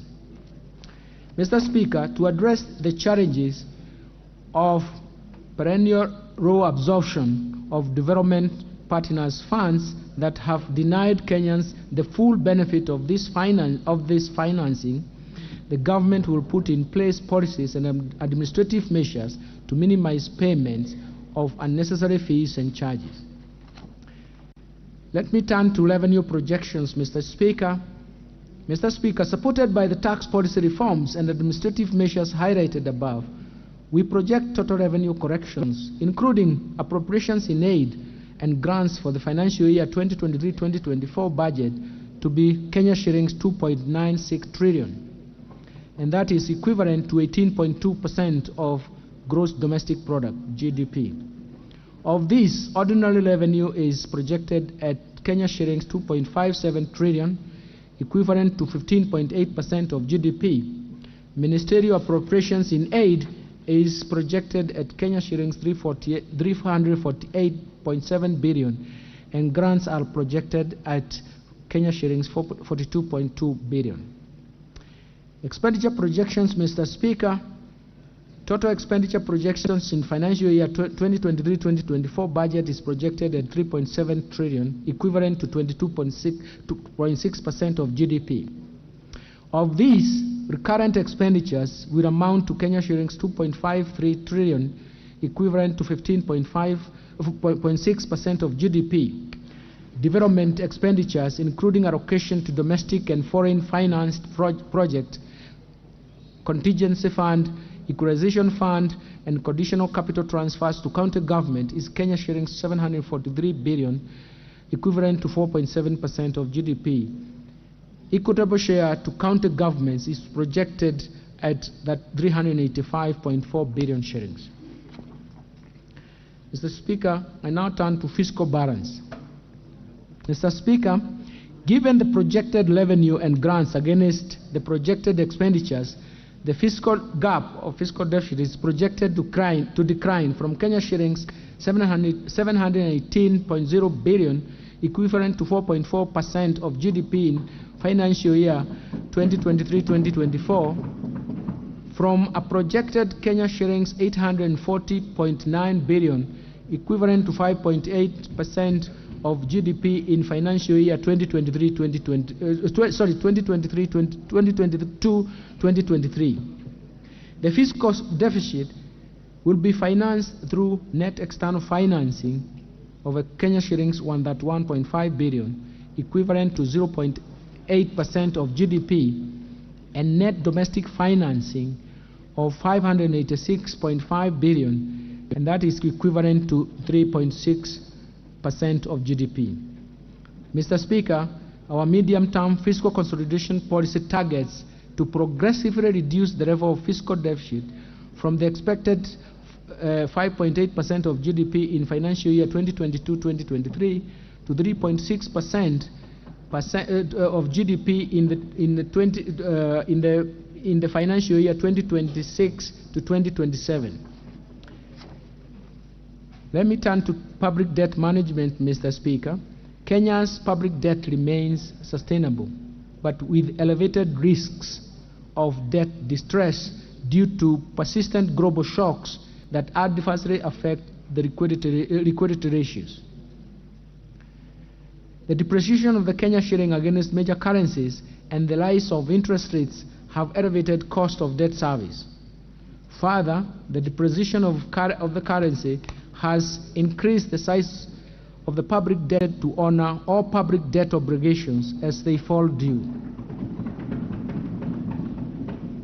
Over the medium term, revenue-driven fiscal consolidation policy stance is expected to improve further the country's debt sustainability ratios and debt carrying capacity. In 2020, by this House, is Kenya shillings 10 trillion. Guided by the best practice, the government intends to change the public debt ceiling from a numerical number to a debt anchor in the form of a ratio of public debt to GDP in present value terms. The proposed change to the debt ceiling provides an appropriate guide for optimal level of public debt based on the country's ability to pay. This is the debt carrying capacity that can objectively be assessed, as well as provide directions on information on debt accumulation or reduction from time to time. In order to anchor debt ceiling in a statute, the National Treasury developed a Public Finance Management Amendment Bill 2023, which has been submitted to this august House for enactment.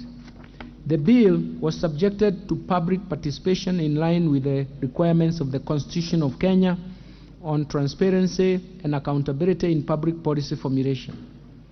I urge the honourable members to prioritize and consider this bill favorably.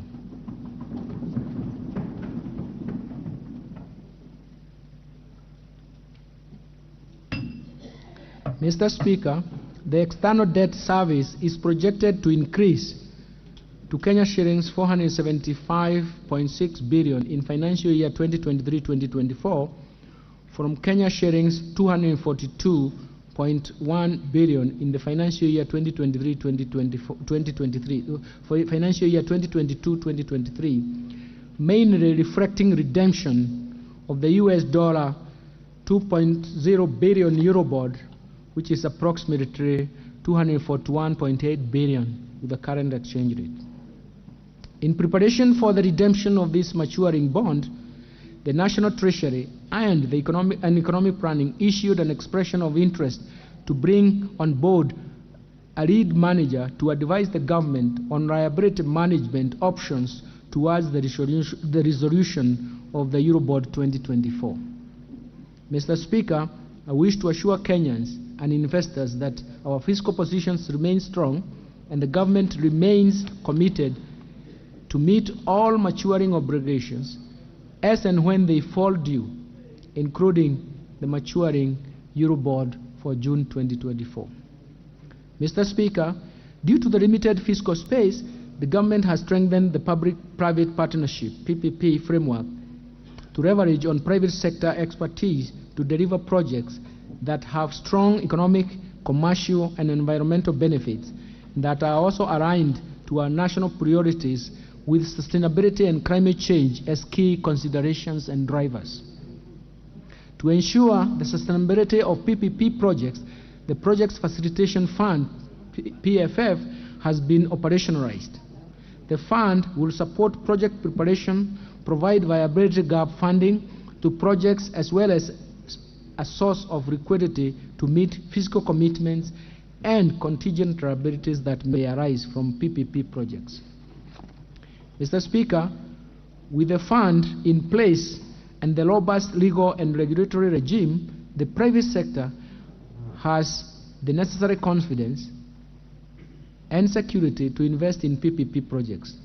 Indeed, in the last financial year, the National Treasury successfully mobilized Kenya shillings 15 billion by achieving financial closure of 2 clusters of urban roads projects under the Roads Annuity Program. The projects are currently in the construction phase. Additional projects that have closed include 2 renewable energy projects with a combined installed capacity of 70 megawatts.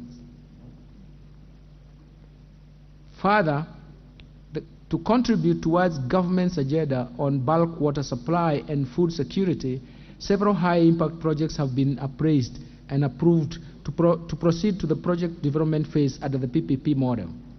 These projects will provide production of additional 51,000 hectares to further strengthen the food security agenda, which is a high priority for the Kenya Kwanza administration. The bulk of water will increase potable water. The bulk water will increase potable water supply by an estimated 200,000 cubic meters per day. The National Treasury and the Ministry of Water and Sanitation have developed a water purchase agreement which will pave way for the private sector to develop projects in a sustainable way.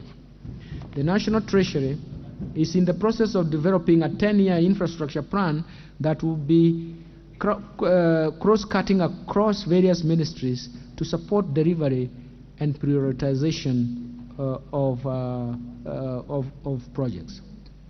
Mr. Speaker, to build on this, the National Treasury plans to mobilize an estimated Kenya shillings 100 billion in private sector capital through various priority sectors. The focus will be on priority investment and underlying key projects and programs in each sector that deliver nationally significant infrastructure drive growth and also unlock private sector investment with greatest potential benefits to Kenyans. These sectors will include airports, seaports, blue economy, water, agriculture, industrialization, that is special economic zones, energy, including transmission lines, and digitalization, among other key sectors in the economy. Inclusion of local goods, works and services will be emphasized for each project to contribute to overall economic growth by encouraging local investments in PPP projects. To also strengthen local investment, the National Treasury will be holding a series of roundtables to build local capacity in the financial sector so as to increase local financing of PPP projects. The National Treasury has embraced the climate resilience and adaptation framework for public-private partnership projects. This is to ensure that infrastructure projects are aligned to the realities of climate change.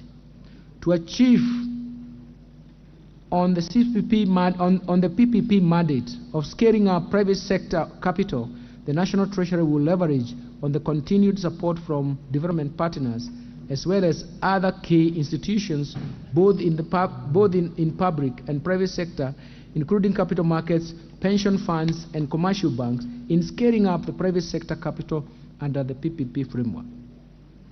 Let me turn to public investments management. Mr. Speaker, in 2022, the House approved Public Investment Management, PIM, regulations, 2022. The objectives of the regulations is to provide the national and county governments and their entities with a standardized approach in project cycle management to enhance transparency, accountability, prudent use of public resources, and public participation. The government will continue implementing the regulations to enhance efficiency in identification and implementation of priority social and economic investment projects. This will further curtail runaway project costs, eliminate duplication, and improve working synergy among implementation actors for timely delivery and development of the development projects. In the financial year 2023-2024, the National Treasury will develop and roll out the Public Investment Management Information System, PIMIS or PIMIS. It automates public investments management processes as outlined in the regulations to ensure that only projects with highest socio-economic returns are undertaken and prioritized for completion. Let me turn to resource allocation under the bottom-up economic transformation agenda. Mr. Speaker, the highlights of the budget allocation in the coming financial year are provided in recognition of the need to restrain borrowing and utilize the revenues and grants projected and in the fiscal framework. The proposed total programmed expenditures spending for the financial year 2023-2024 has been capped at 3.68 trillion. The bottom-up economic transformation agenda, Mr. Speaker, as I mentioned earlier, the government will implement strategic priorities under the bottom-up economic transformation agenda that is geared towards economic turnaround and inclusive growth. The agenda focuses on 5 sectors that have been outlined, and they have been outlined because they give the largest impact to the economy as well as raise the household's welfare. This includes, for purposes of repeating, agricultural transformation, micro, small, and medium enterprise economy, housing and settlements, healthcare, digital superhighway, and creative industry. Mr. Speaker, to ensure the effectiveness and efficiency in the planned investment in the 5 sectors, Kenya Kwanza administration has adopted the value chain approach to budgeting. In this regard, the government has identified 9 key value chain areas for implementation, namely leather, cotton, dairy, edible oils, tea, rice, brew economy, natural resources including minerals and forestry, and building materials. This will ensure that there is no break in the value chain, there is no break in the cycle of resource allocation for value chain, and that in the value chain, and that adequate resources are allocated to the entities along the value chain. And of importance, Mr. Speaker, This will eliminate any form of duplication of both roles and budgeting to ensure that there are no gaps and thus ensure efficiency in resource allocation. Agricultural transformation and inclusive growth, Mr. Speaker, the government will implement interventions to ensure food security in the country through climate change, mitigation and adaptation, thereby reducing the cost of living. As part of the country's long-term food security plan, the government, working with private sector, will continue to subsidize fertilizer in order to make it available and improve productivity in counties.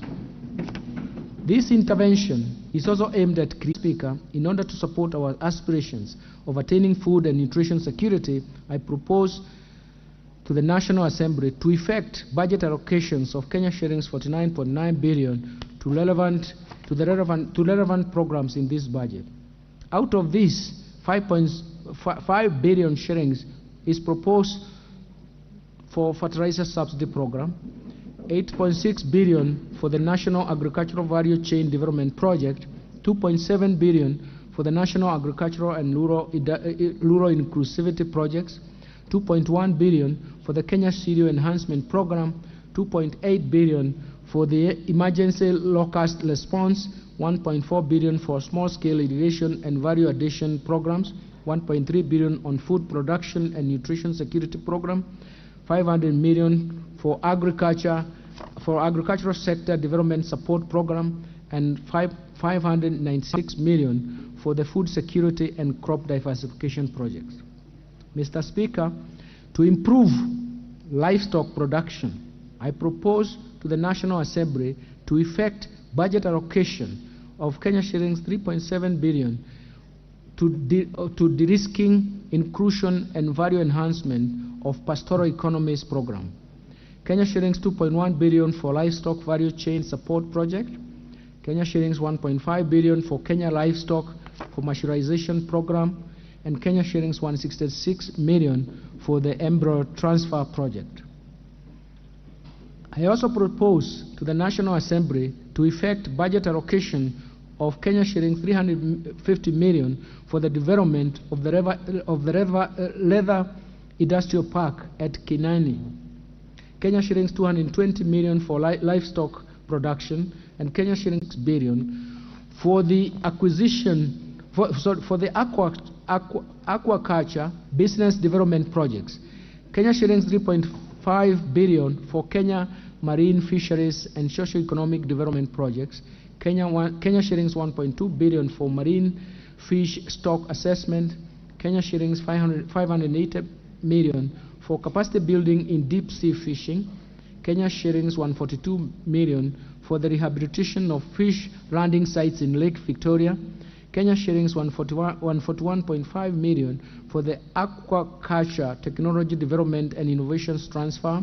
Kenya shillings 500.7 million for Liwatoni Ultra Modern Fish Hub, and Kenya shillings 88 million for the development of the Blue Economy initiatives. Mr. Speaker, in order to increase agricultural productivity and enhance the resilience to climate change risks in targeted smallholder farming and pastoral communities in Kenya, I propose to the National Assembly to effect budget allocations of Kenya shillings 1.5 billion for climate smart agriculture productivity project, Kenya shillings 625 million to enhance drought resilience and sustainable livelihood program, Kenya shillings 318 million towards adding drought emergencies in Kenya project. In addition, I propose to the National Assembly to effect budget allocations of Kenya shillings 300 for the crop insurance scheme to reduce the vulnerabilities of Kenya farmers to disease and natural disasters.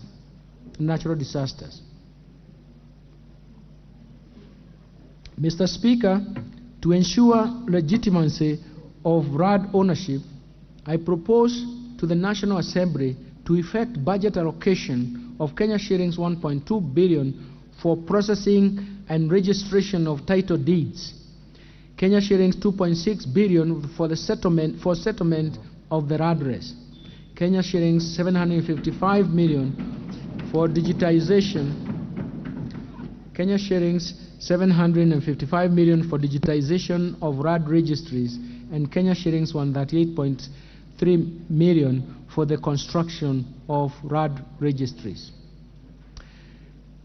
Mr. Speaker, transforming the macro, small and medium enterprises, MSME economy. Mr. Speaker, this is going to help us and to tackle the key bottlenecks of MSMEs on limited access to credit. The government rolled out in November 2022 Financial Inclusion Fund, popularly known as the Hustlers Fund, with an initial target budget of 20 billion shillings in the current financial year, as an intervention to correct market failure problems at the bottom of the pyramid. This program aims to lift those at the bottom of the pyramid through structured products in personal finance that includes savings, credit, insurance, and investment. This, together with other affirmative action funds like the Youth Enterprise Fund, Women Enterprise Fund, UESO Fund, and MSME's Credit Guarantee Scheme, will increase access to affordable credit to targeted persons and sectors, and thereby increase their investment and allow for private sector-led growth. To further support MSMEs, women, and the youth of this country, I propose to the National Assembly to effect an additional budget allocation of Kenya shillings 10 billion towards the Hustlers Fund, Kenya shillings 300 million to SMEs in the manufacturing sector, Kenya shillings 182.8 million for Women Enterprise Fund, Kenya shillings 175 for Youth Enterprise Fund, Enterprise and Development Fund, and Kenya shillings 192 million to UESO Fund. These allocation will inevitably guarantee access to affordable credit to the hustlers, households, MSMEs, and therefore accord them an opportunity to make their rightful contribution to nation building. Let me turn to housing and settlement. Mr. Speaker, the cost of housing is a heavy burden to the majority of Kenyans, and is the main factor driving the proliferation of slums in the country. The government's commitment is to turn the housing challenge into an economic opportunity to create quality jobs for our over 100,000 young people graduating from TVETs every year, directly in the construction sector, and also indirectly through the production of building products. This will be achieved through, among others, facilitating the delivery of 250,000 houses per annum and enabling affordable housing mortgages. To ensure success of this initiative, I propose to the National Assembly to effect budget allocation of 35.2 billion for the housing program. This includes 7.3 billion under the Kenya Urban Program, KENAP, Kenya shillings 5.5 billion to Kenya Mortgage Refinance Company for enhancement of the company's capital, as well as for on-lending to primary mortgage lenders, Kenya shillings 3.2 billion for construction of affordable housing units, as well as Kenya shillings 3.3 billion for the construction of social housing units.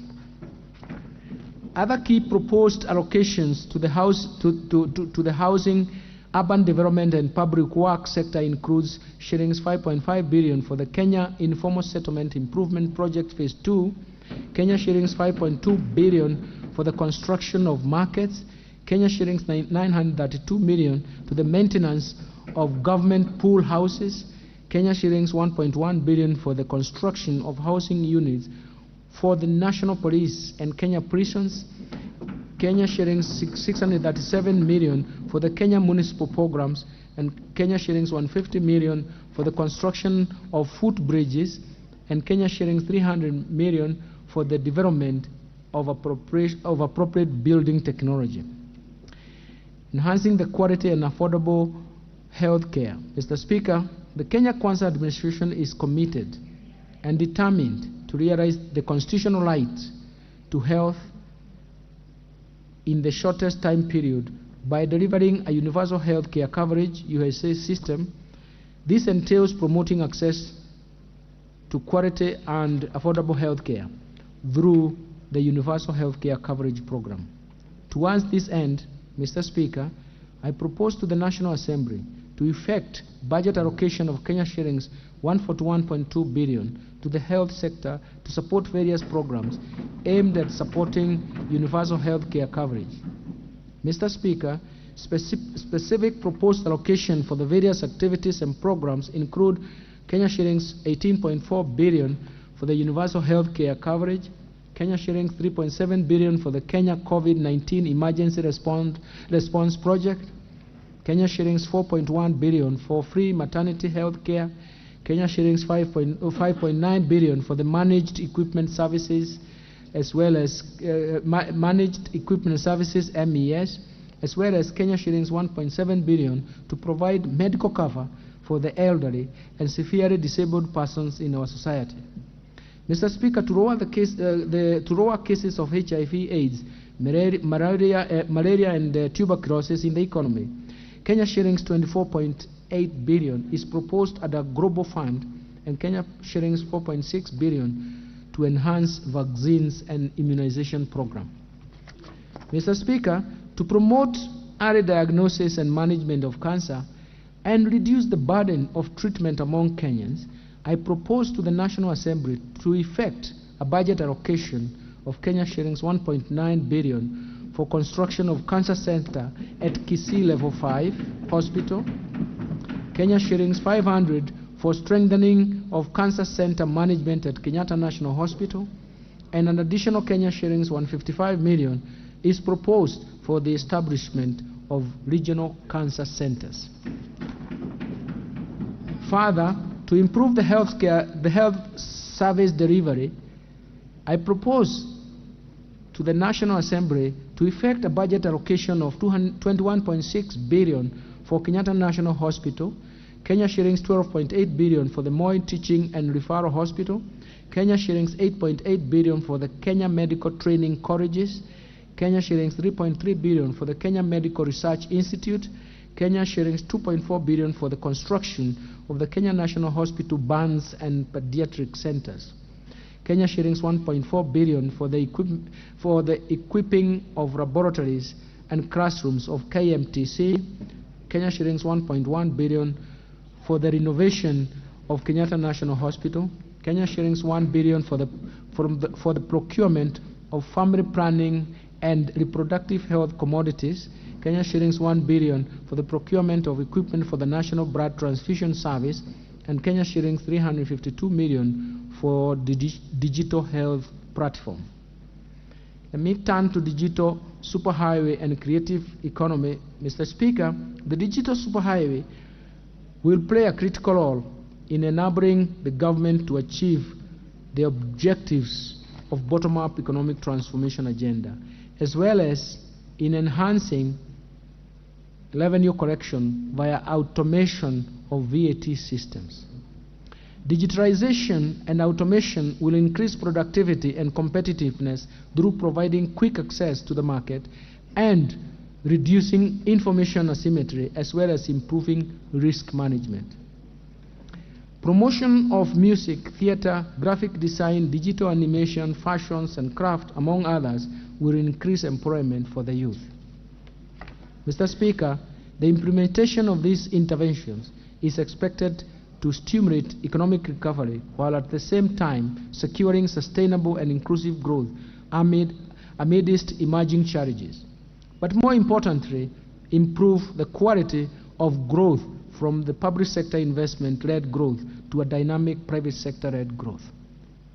To achieve these aspirations, I propose to the National Assembly to effect budget allocation of Kenya shillings 15.1 billion to fund initiatives in the information, communication, and technology sector. Specifically, Mr. Speaker, this proposed allocation includes 600 million for the government shared services to fast-track the development of the Concert Technopolis city, I propose the National Assembly to effect budget allocation of Kenya shillings 4.8 billion for the horizontal infrastructure phase 1, Kenya shillings 1.2 billion for Konza data center and smart city facilities, and Kenya shillings 475 million for construction of Konza complex phase 1B. Mr. Speaker, other proposed allocations include 5.7 billion shillings for the construction of the Kenya Advanced Institute of Science and Technology at Konza Technopolis, Kenya shillings 1.3 billion for maintenance and rehabilitation of the National Optic Fiber Backbone Phase 2 expansion cable, and Kenya shillings 583 million for the maintenance and rehabilitation of the last mile county connectivity network.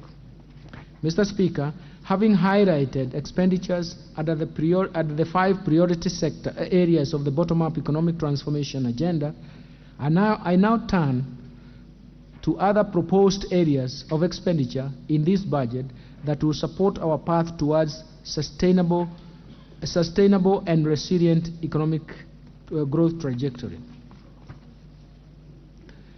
First, let me turn to investing in critical infrastructure. Mr. Speaker, the government will continue to expand critical infrastructure in roads, railways, sea and airports to create an enabling environment for economic recovery and employment creation. Towards this end, I propose to the National Assembly to effect budget allocation of Kenya shillings 244.9 billion to support construction of roads, bridges, as well as their rehabilitation and maintenance. Mr. Speaker, to expand the railway transport, I propose to the National Assembly to effect budget allocation of Kenya shillings 37.4 billion for the second standard gauge railway, for the standard gauge railway. Kenya shillings 579 million for the rehabilitation of the locomotives. Kenya shillings 889 million for the development of Nairobi Railway City to facilitate movement of goods and people. I propose to the National Assembly to allocate Kenya shillings 1.1 billion for the Nairobi Bus Rapid Transport Project and Kenya shillings 300 million for the acquisition of ferries for Lake Victoria. I have proposed to the National Assembly to effect a budget allocation of, I have also proposed to the National Assembly to effect a budget allocation of Kenya shillings 727 million for the construction and expansion of airports and airstrips, Kenya shillings 500 million for the smart driving license, and Kenya shillings 2.6 million for infrastructure development in Dongo Kudu Special Economic Zone. Mr. Speaker, to support the production of reliable and affordable energy, I propose to the National Assembly to effect budget allocation of Kenya shillings 62.3 billion. Out of this allocation, Kenya shillings 33.8 billion will cater for the national grid system, 12.1 billion will cater for rural electrification, Kenya shillings 11.4 billion will be for development of geothermal energy, Kenya shillings from 3.2 billion will be for alternative energy technologies. Let me move on to improving education outcomes, Mr. Speaker. The ultimate means of ensuring an equitable society is through investment in education as part of human capital development. For this reason, the government will continue to address inequalities in our education system so as to level the playing field for all children irrespective of their background. Mr. Speaker, to improve the education outcomes in the country, I propose to the National Assembly to effect budget allocation of Kenya shillings 628.6 billion to the education sector. Out of the proposed allocation, Kenya shillings 12.5 billion will cater for the free primary education, Kenya shillings 65.4 billion for the free day secondary education, including insurance under NHIF for secondary school students, Kenya shillings 25.5 billion for junior secondary school capitation, Kenya shillings 5 billion to support examinations fee waiver, Kenya shillings 4.8 billion for recruitment of 20,000 intern teachers, Kenya shillings 1 billion for the promotion of teachers, Kenya shillings 4.9 billion for the school feeding program, and Kenya shillings 940 million for the provision of sanitary towels. In addition, Mr. Speaker, I propose to the National Assembly to effect budget allocation of Kenya shillings 1.3 billion for training of teachers on competency-based curriculum, and Kenya shillings 400 million for the digital literacy program and ICT integration in our secondary schools. To support infrastructure development and ensure safe learning in schools, I propose to the National Assembly to effect budget allocations of Kenya shillings 6 billion for primary school and secondary schools infrastructure, including classrooms for junior secondary schools, and Kenya shillings 1.9 billion for construction and equipment of technical training institutes and vocational training centers. Further, 1.8 billion is proposed to increase access and improve the quality of technical and vocational education training programs under the East Africa Skills Transformation and Regional Integration Project. Mr. Speaker, I propose to the National Assembly to effect budget allocations to the education sector to include 316.7 billion shillings for Teacher Service Commission, Kenya shillings 97.5 billion for the university education, Kenya shillings 30.3 billion for the Higher Education Loans Board, Kenya shillings 2.7 billion for Kenya Secondary Education Quality Improvement Project, and Kenya shillings 5.2 billion capitation for TVET students.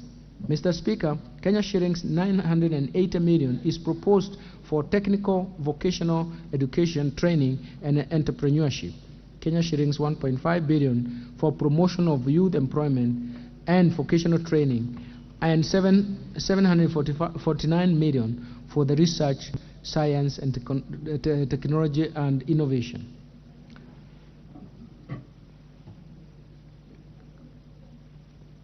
Let me move now to supporting manufacturing for job creation. Mr. Speaker, in order to improve productivity in the manufacturing sector, as earlier indicated, the government has adopted a value chain approach through bottom-up economic transformation agenda. This will address bottlenecks that impede the growth of the manufacturing sector in order to create jobs and enhance the economy's competitiveness.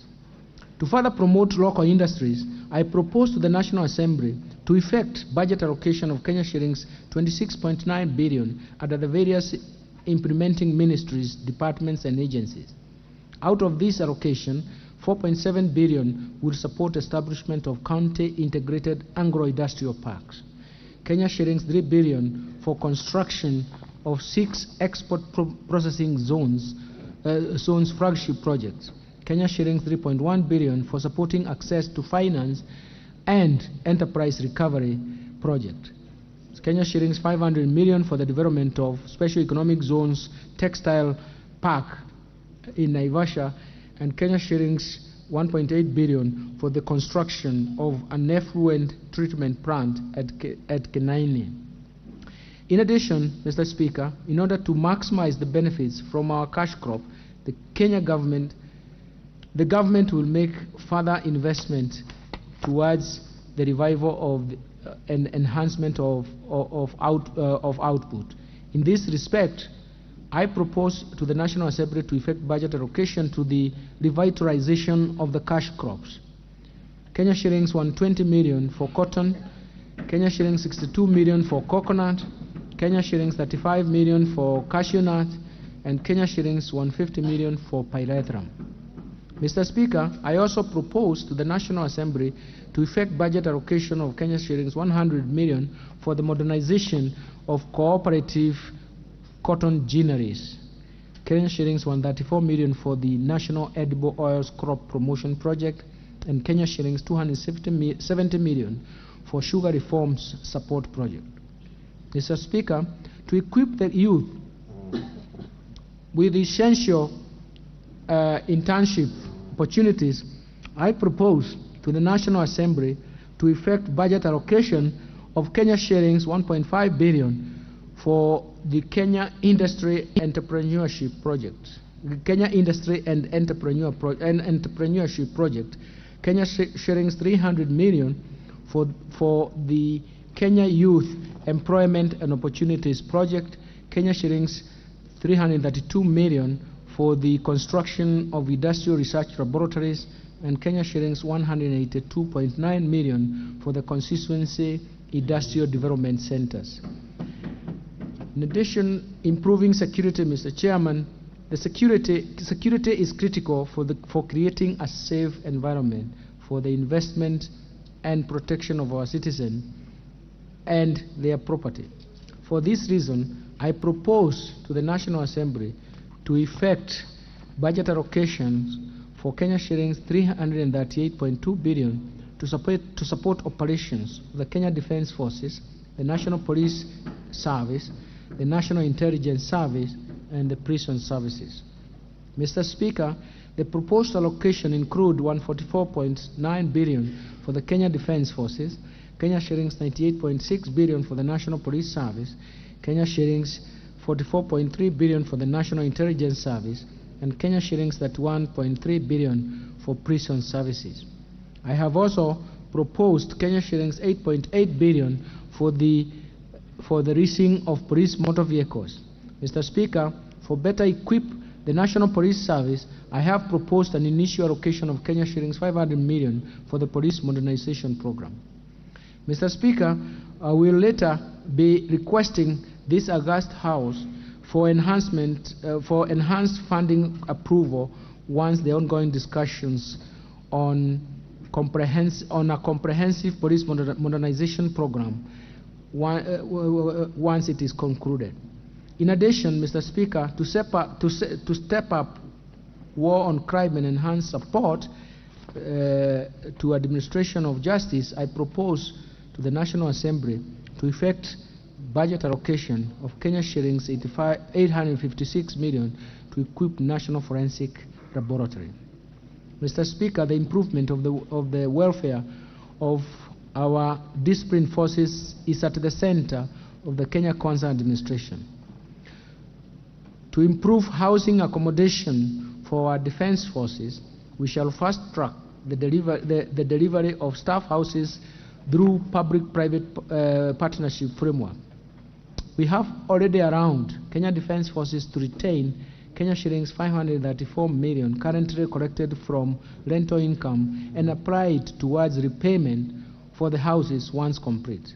In addition, Mr. Speaker, as you are aware, His Excellency the President appointed a task force to review the terms and conditions of police, prisons, and national youth service.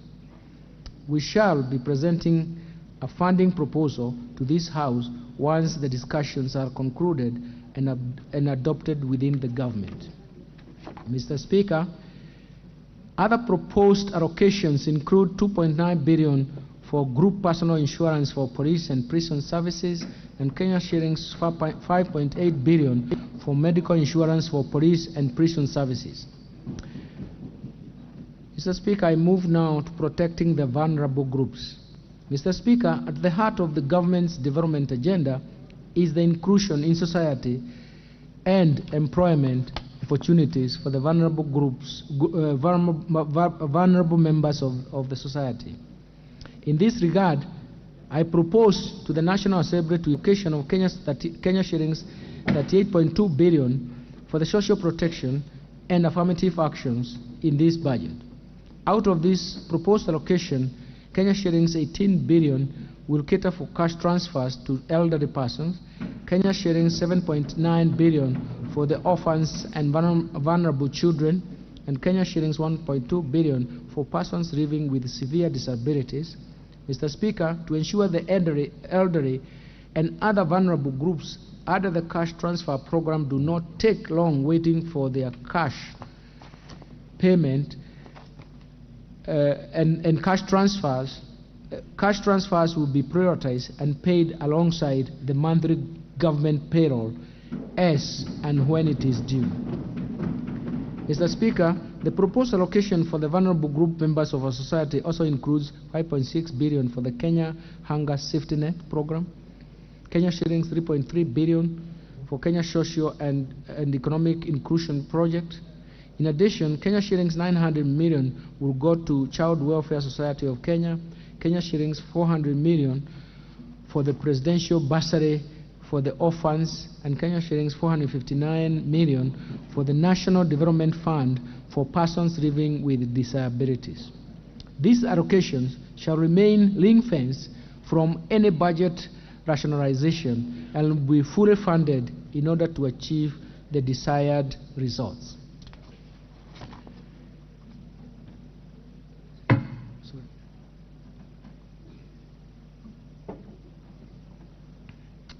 Let me turn to equity, poverty reduction, women and youth empowerment programs.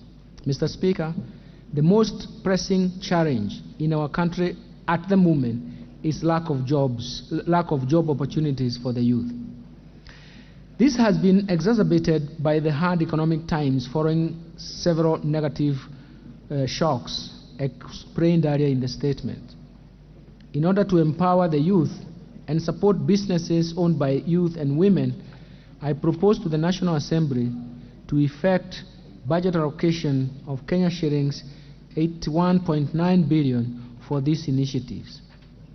The proposed allocations include 13.1 billion for the National Youth Service, Kenya shillings 602 million for the Kenya Youth Empowerment and Opportunities Project, Kenya shillings 300 million for the establishment of youth empowerment centers, Kenya shillings 229.7 million to implement the Vijana Vuka na Avya, that is Viva youth program. To support the film industry, I propose to the National Assembly to effect budget allocations of 100 million to strengthen the film industry in Kenya, Kenya shillings 49 million for film location mapping, and Kenya shillings 100 million for the Kenya Film School. Mr. Speaker, women participation in the key sectors of our economy is critical for the economy. For this reason, the government will sustain the increased incomes for women through employment creation and supporting women-led enterprises. We will further strengthen women participation in decision-making in our governance and political institutions, as well as reduce sexual and gender-based violence, provision of affordable houses, affordable health services. To further empower our women, I propose to the National Assembly to effect budget allocation of Kenya shillings 245 million to strengthen prevention and response to gender-based violence in Kenya, Kenya shillings 3 billion for the national government affirmative for the Kenya Government Affirmative Action Fund. Mr. Speaker, to promote global equity, reduce poverty, and embrace social development, I propose to the National Assembly to effect budget allocations of Kenya shillings 53.5 billion for the National Government Constituency Development Fund, as well as 10.9 billion for the Equalization Fund to finance programs in previously marginalized areas. Let me turn to stimulating tourism, growth, sports, culture, and recreation and arts. Mr. Speaker, the government has prioritized expanding the space for creativity, including freedom of expression and protection of intellectual property rights. We will also strengthen mainstreaming of arts and culture infrastructure and support cultural production and creative economy. We are also cognizant of the brand value of Kenyans participating and excelling in international sports arena as of ultimate importance to us. To support tourism To support tourism, sports, culture, and recreation, I propose to the National Assembly to effect budget allocation of Kenya shillings 12.5 billion.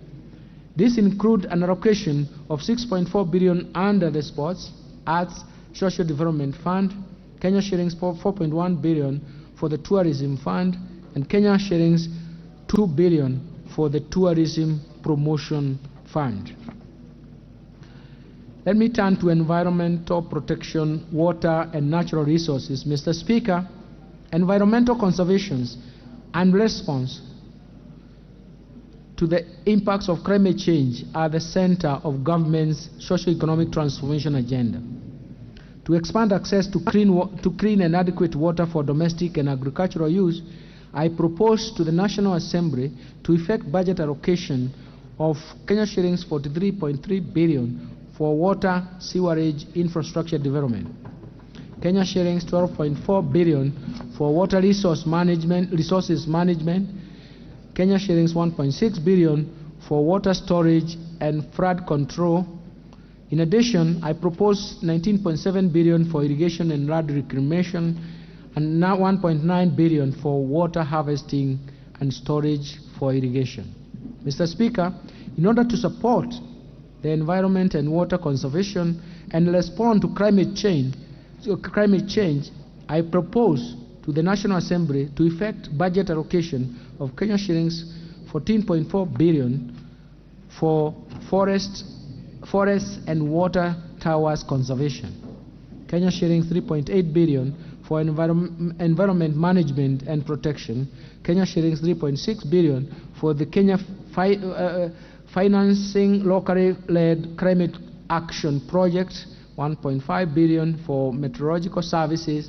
In addition, I have proposed an allocation of 1.1 billion for human wildlife conflict compensation, Kenya shillings 800 million for wildlife insurance, Kenya shillings 400 million for maintenance of access road and airstrips in parks, Kenya shillings provision of water for wildlife, and 226 million for wildlife research facilities.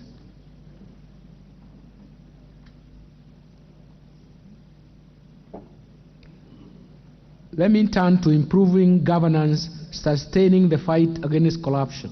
Mr. Speaker, the government is committed to scale up the implementation of the provisions of the 2010 Constitution, strengthen the rule of law, increase access to justice, and ensure respect of human rights.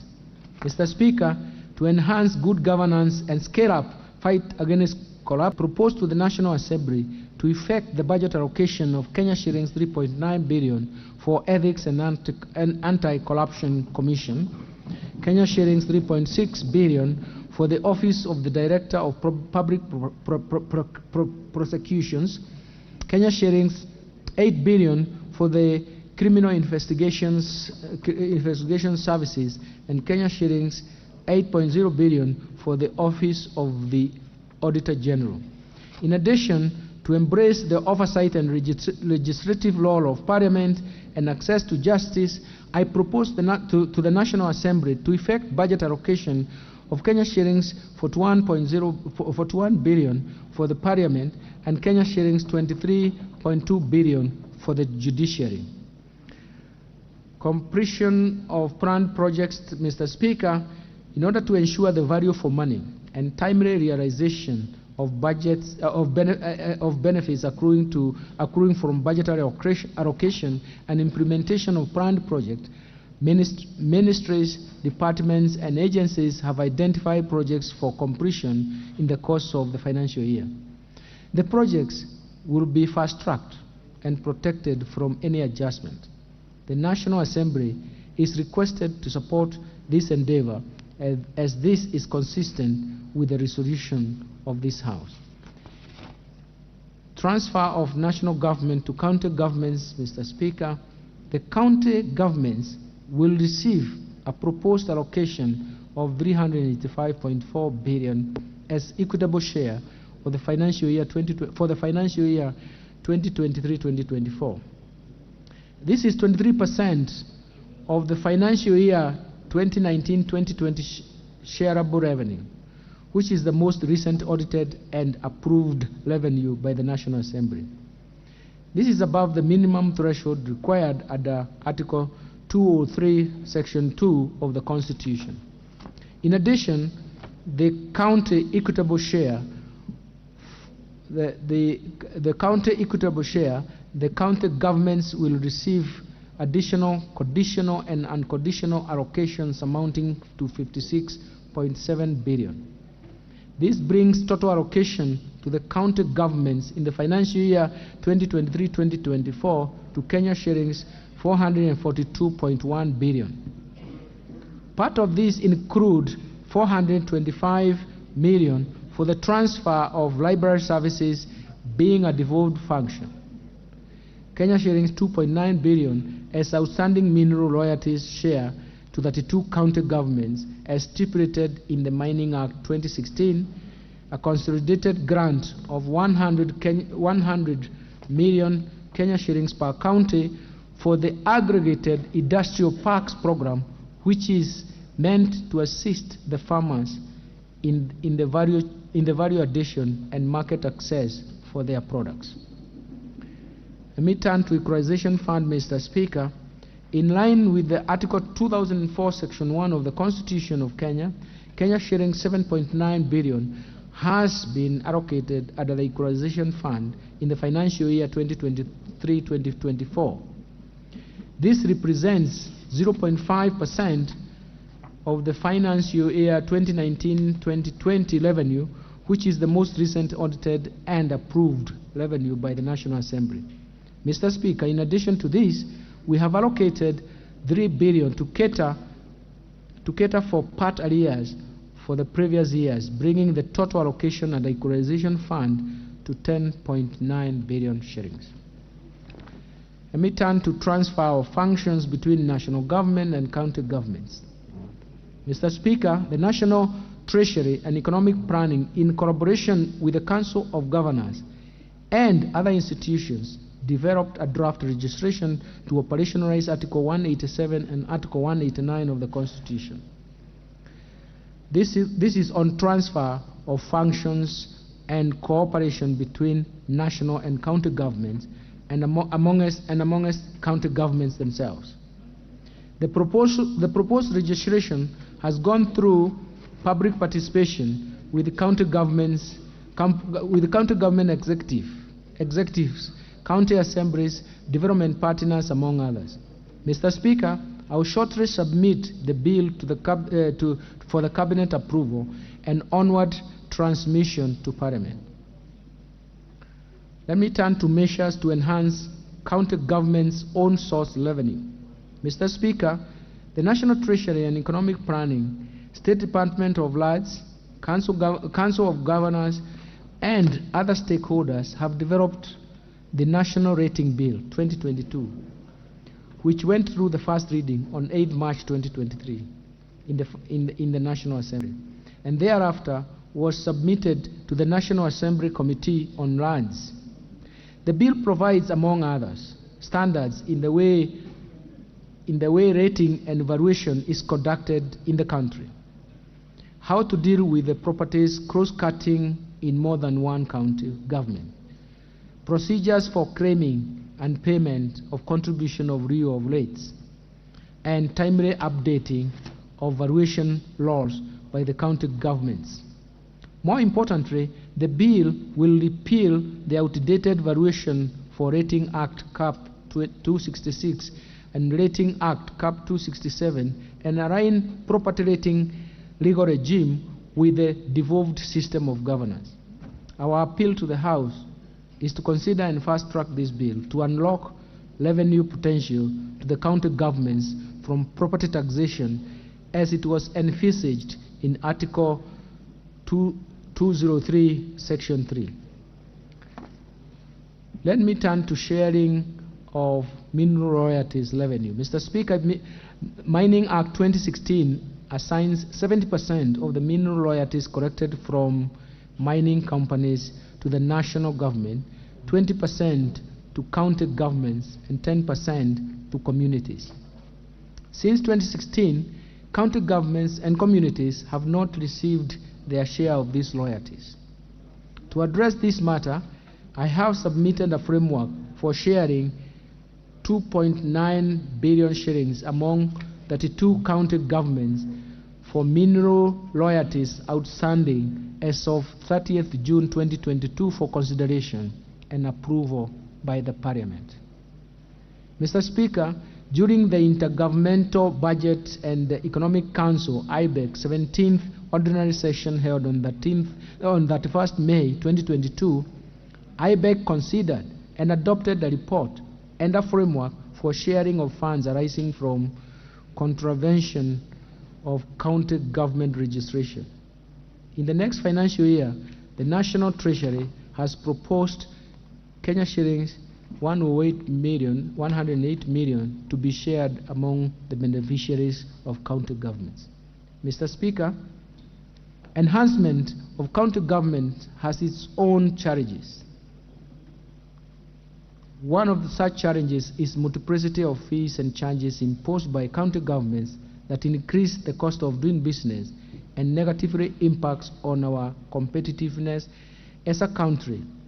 Some county governments have imposed charges in a way that prejudices national economic policies, economic activities across county boundaries, or the national mobility of goods, services, capital, and even labor. As a result, the National Treasury and Economic Planning has been receiving a lot of complaints from the ministries, departments, state agencies, and the private sector relating to the uncoordinated manner in which counties are imposing multiple fees and charges. Mr. Speaker, some neighboring countries have also complained that some of the charges imposed by the county governments are against the East African Community Customs Management Act and East African Community Common Markets Protocol, and may result in retaliatory measures and trade disruptions between Kenya and other partner states in the East African community. To address these issues, the National Treasury and Economic Planning has resubmitted the County Raising Process Bill of 2023 to Parliament for consideration and enactment. I urge this House to expedite the enactment of this bill in order to promote the competitiveness of our country in doing business and open up the country for investment.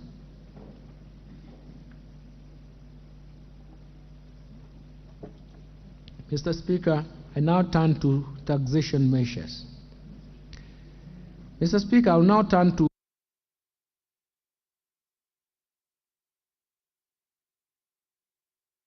2024 budget. I will begin by highlighting the key measures on custom duty as agreed by the ministers responsible for finance and economic affairs in the East African community during the pre-budget consultation meeting that was held in Arusha in May 2023. Mr. Speaker, during the East African Community pre-budget consultations meeting, the ministers noted the significant contribution of manufacturing sector to job creation and economic growth in the region.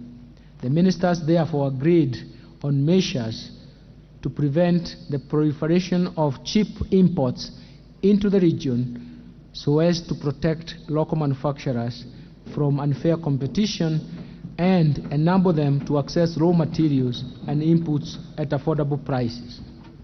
Mr. Speaker, the agreed custom measures shall become effective from 1st July 2023.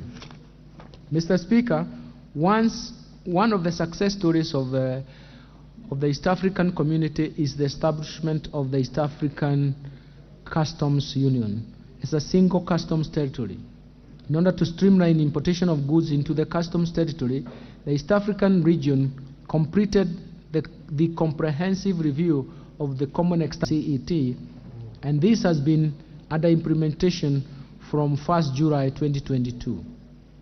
The revised tariff has a 4-tariff band structure compared with the earlier 3-tariff band structure. In the new structure, raw materials, that is, as well as inputs and capital goods, are imported duty-free.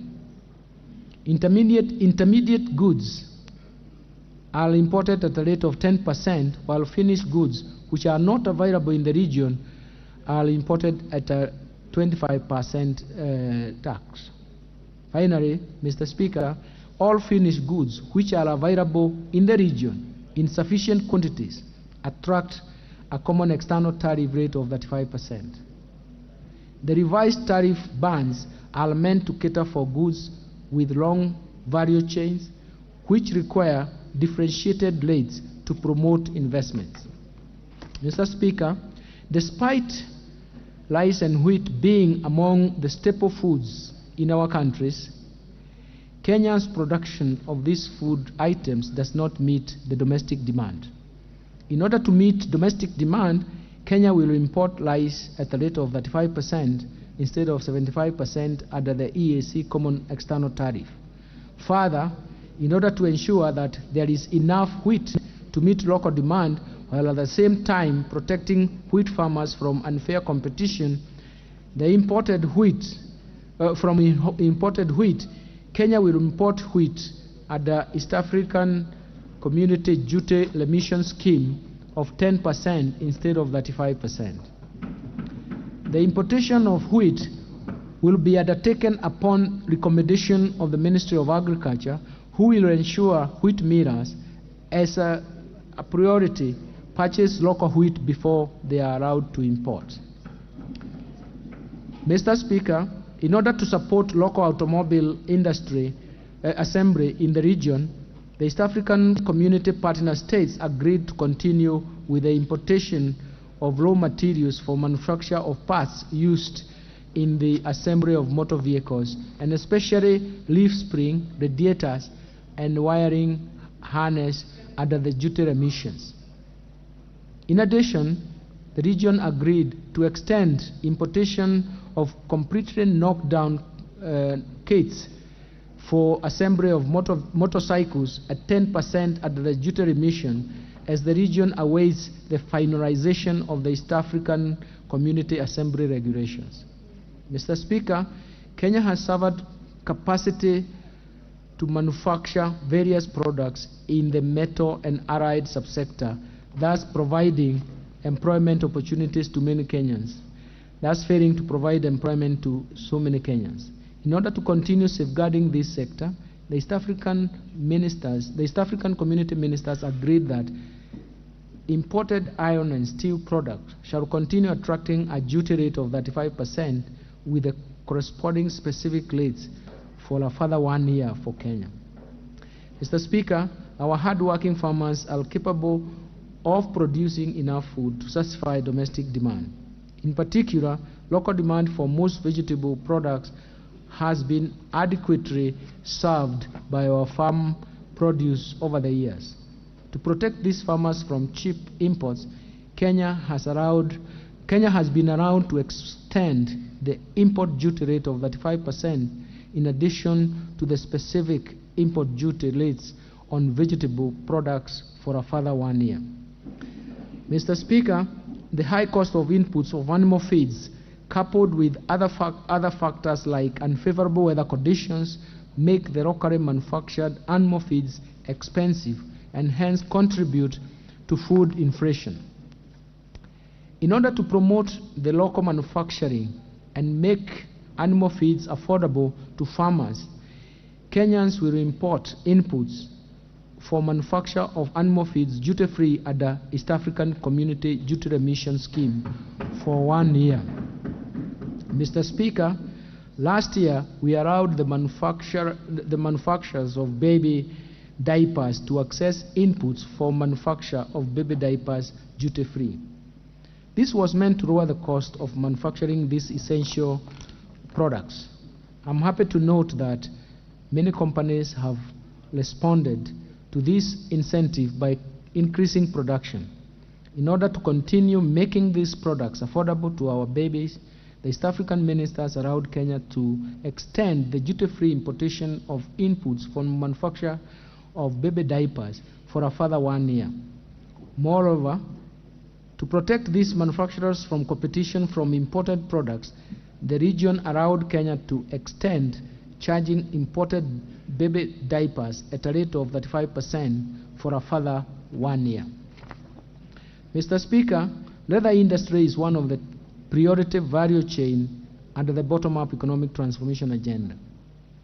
In order to support local value addition and protect the industry from unfair competition, the East African Community Partner States agreed to retain the import duty on imported leather and footwear products at a rate of 35%. In addition, Kenya was allowed to extend the duty-free importation of raw materials and inputs for manufacture of footwear products. Mr. Speaker, Kenya has adequate capacity to meet local demand for roofing tiles. In order to facilitate access to Kenyan-made roofing tiles at affordable prices, Kenya was granted extension of a duty-free window for importing inputs for the manufacture of roofing tiles for a further 1 year. Mr. Speaker, in order to protect the Kenyan producers of paper and paper products from the proliferation of cheap imports, Kenya was allowed to import these products at a rate of 35% for the next 1 year. Mr. Speaker, in order to protect local production of safety matches, particle boards, plywoods, among other goods of timber, Kenya was allowed to extend charging of specific rates of import duty in addition to ad valorem duty ranging from US $120 per metric ton to US $200 per metric ton on these goods. This is also meant to curb the other valuation of goods and safeguard revenues further. Further, Kenya was allowed to charge a rate of 45% on imported furniture in order to protect local manufacturers and producers.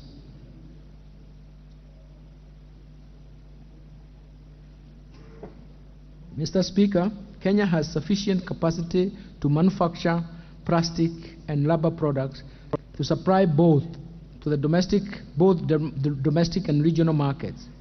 In order to protect local manufacturers, Kenya was allowed to impose import duty rate at 35% on these goods for 1 year instead of 25%.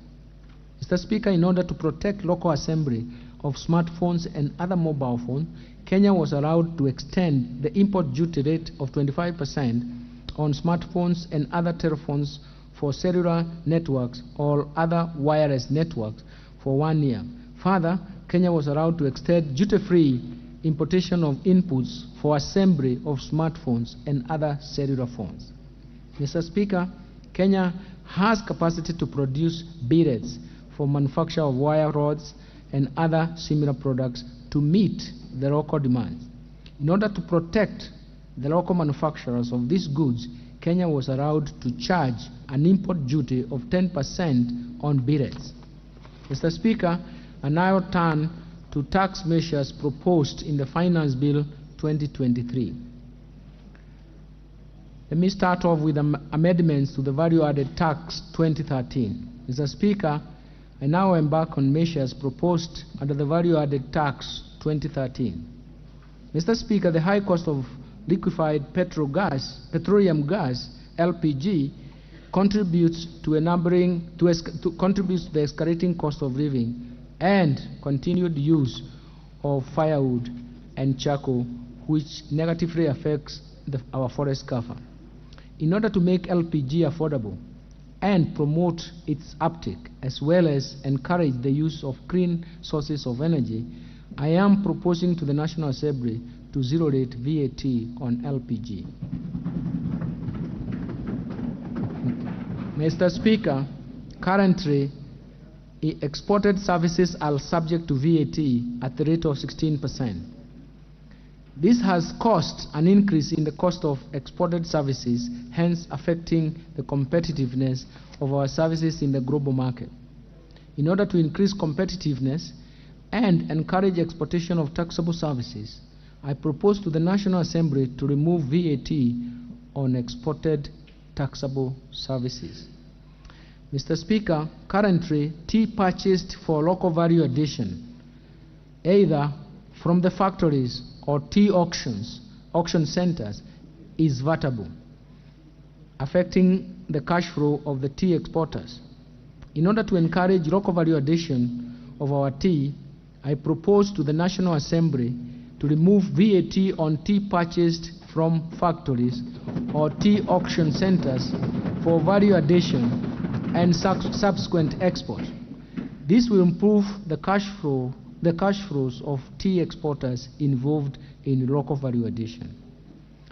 Mr. Speaker, currently helicopters, aeroplanes, and other aircrafts are unladen and other aircrafts of unladen weight not exceeding 2,000 kilograms are subject to VAT. Further, some spare parts of tariff numbers 8803 are expressly exempt from VAT. However, VAT exemption on any other aircraft spare parts imported by aircraft operators, all persons engaged in the business of aircraft in the aviation sector, and reduce the administrative burden of accessing its VAT exemption. Mr. Speaker, the international best practices is to charge VAT on all goods and services, and especially those that have undergone some form of processing. This is not the case in our VAT regime, as some of the goods have undergone some processing are also exempt from VAT, while others are zero rated. This has impacted on the tax expenditures. In order to bring down the tax expenditures and also align with the international best practices, I propose to the National Assembly to rationalize goods and services in the first and the second schedules of the VAT Act by transferring some goods and services from zero rating to exempt status and from exempt status to taxable at the standard rate. Mr. Speaker, over the years, the petroleum products have received preferential tax treatment, gradually transitioning from exempt status in 2013 to 2018 and 8% at VAT from 2019 to date. This is irrespective of the fact that suppliers of petroleum products claim other input tax at the general rate of 16%,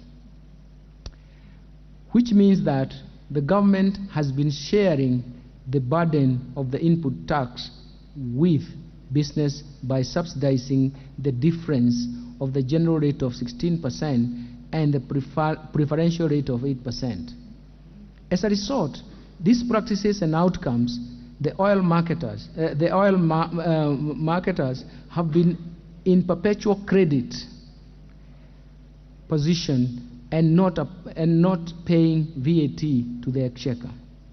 This practice is discriminatory, and as business in other sectors of the economy bear the input tax by recovering the same from output VAT charged on the final consumer. Mr. Speaker, on reviewing the VAT rate on petroleum products to the standard rate, such business would at the onset recover the VAT credits that they have been carrying forward over the years, and government would end up correcting the VAT after some time. Mr. Speaker, if the anomaly is not corrected at the earliest stage, the build-up of credits will continue to increase, and should the government seek to charge VAT at the standard rate in the future, it would take years for the government to collect the much-needed revenue from this sector, since the credits have to be exhausted before businesses start paying VAT. The continued practice by government to subsidize cost of fuel by levying a preferential rate of 8% distorts the market, yet the economy should be operating on the principles of demand and supply. Mr. Speaker, in this respect, I propose to the National Assembly to amend the VAT Act to remove the preferential rate on the petroleum products so that the products will be subject to the standard VAT at 16%. Mr. Speaker, the brew economy remains largely untapped despite its huge potential. This is particularly due to low investments in maritime activities over the years.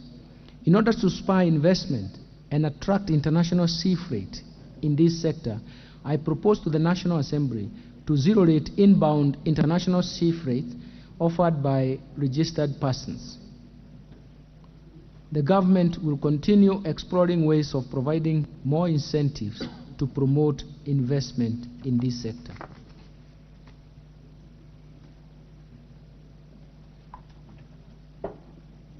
Mr. Speaker, currently, machinery used by pharmaceutical companies are exempt from VAT on importation. This is meant to complement government's effort to ensure that all Kenyans have access to affordable health care. However, we have received numerous petitions to extend the exemption to locally purchased machinery to further boost access to health care services. In this regard, I propose to the National Assembly to amend the VAT Act to extend the exemption to machinery and equipment purchased locally for use in the manufacture of pharmaceuticals. Mr. Speaker, in order to address the escalation of tax expenditures and foster prudent utilization of fiscal resources, I propose to the National Assembly to remove VAT exemptions in respect of taxable services supplied for construction of specialized hospitals, goods and services for the construction of tourism facilities, goods worth more than 2 billion purchased by manufacturers, as well as plant, machinery and equipment used in the construction of plastic recycling plants. Mr. Speaker, currently, transfer of business as a going concern is subject to VAT at a standard rate. Taxpayers have raised concern that this discourages business reorganization and sale of businesses. In this regard, I propose to the National Assembly to amend the VAT Act to exempt transfer of business as a going concern. This is expected to encourage mergers and acquisition, hence boost growth of businesses as well as their efficiency. I now turn to the amendments to the Excise Duty Act 2015. Mr. Speaker, I will now highlight tax measures proposed under the Excise Duty Act. The Excise Duty Act provides for remittance of excise duty to the Kenya Revenue Authority, KRA, by the 20th day of the following month. In this era of technology, there is no justifiable reason for waiting for 20 days to report transactions to the KRA. In order to cure the delay, I propose to the National Assembly to amend the Act to provide for remittance of the excise duty on betting and gaming activities within 24 hours after closure of transactions by the betting and gaming companies. Mr. Speaker, betting and gaming prize competition and even lotteries are addictive in nature and have negative socio-economic consequences to the society. To discourage participation in these activities by Kenyans, and especially school-going children, I propose to the National Assembly to increase the rate of excise duty on betting, gaming, prize competition and lotteries from the current 7.5% to 12.5%. Mr. Speaker, there has been an increase in the importation of fish into the country, which has negatively affected the local fish industry. To promote and protect local fish industry, which provides livelihood to many Kenyans, I propose to the National Assembly to introduce an excise duty on imported fish at Kenya shillings 100,000 per metric ton, or 10% of the excisable value, whichever is higher. Mr. Speaker, the government charges specific excise duty on juices per litre. However, there has been an increase in supply of juices in powder form, and based on the current tax regime on juices, the powdered juice is not subject to excise duty. And this creates an unfairness in taxation of juices. In order to cure this problem and to create a level playing field, I propose to the National Assembly to introduce excise duty on powdered juice at a rate of 25 shillings per kilogram. Mr. Speaker, currently, specific rates of excise duty are subject to annual adjustment for inflation. However, taxpayers are concerned with the frequent changes in distorting the markets. Therefore, in order to create certainty in excise duty tax regime, I propose to the National Assembly to repeal the provision for annual adjustment for inflation. Mr. Speaker, consumption of sugar has been associated with various ailments such as diabetes, which has become common in many families. To discourage consumption of sugar, I propose to the National Assembly to introduce excise duty on imported sugar at a rate of 5 shillings per kilogram, including sugar, but this excludes the sugar imported or purchased locally by registered pharmaceutical manufacturers for use in the manufacture of pharmaceutical products. Mr. Speaker, consumption of alcohol, betting, gaming, and lottery and prize competition are extremely addictive and result in harmful repercussions in the society, especially the youth. In order to discourage these activities and consumption of alcoholic beverages, I propose to the National Assembly to introduce an excise duty rate of 15% of excisable value of fees charged on advertisement by all televisions, print media, billboards, and radio stations in promotion of alcohol, betting, gaming, lottery, and prize competition.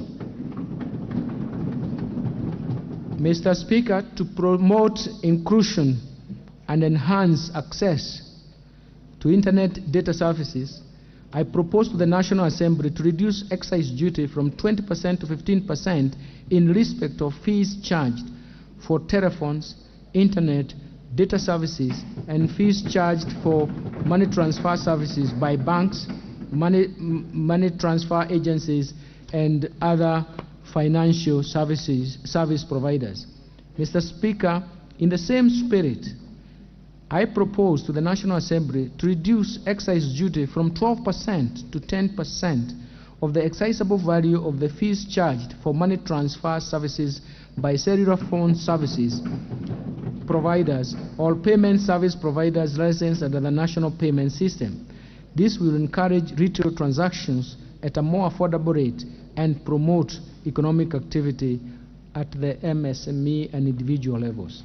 Mr. Speaker, locally produced cement has been facing stiff competition from imported cement.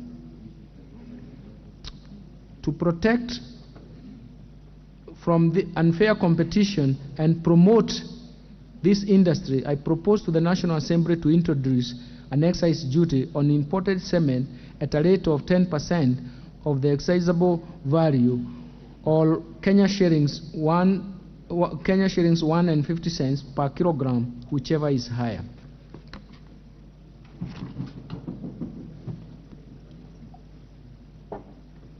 Mr. Speaker, there has been an increase in the importation of furniture, especially office furniture, which has negatively affected the local carpenters and artisans, considering that there is enough local capacity to make furniture. In order to protect local carpenters and artisans, I propose to the National Assembly to impose an excise duty on imported furniture at a rate of 30% of the customs value, excluding furniture originating from East African community countries. Mr. Speaker, Kenya has sufficient local capacity to produce paint, varnishes, and lacquers. However, proliferation of cheap imports has reduced competitiveness of locally produced paints, varnishes, and even all the other products associated. To protect the local paint manufacturers, I propose to the National Assembly to introduce excise duty at the rate of 15% of the excisable value of imported paints, varnishes, and similar products. I now turn to amendments to the Income Tax Act. Mr. Speaker, let me highlight the proposed changes under the Income Tax Act. The current interest deduction restriction based on earnings before interest, taxes, depreciation, and amortization was introduced in 2021 to discourage tax planning. This restriction currently applies to both local and foreign financial institutions. Mr. Speaker, I have received proposals from taxpayers who borrow loans from local financial institutions indicating that the restrictions discourages their access to credit.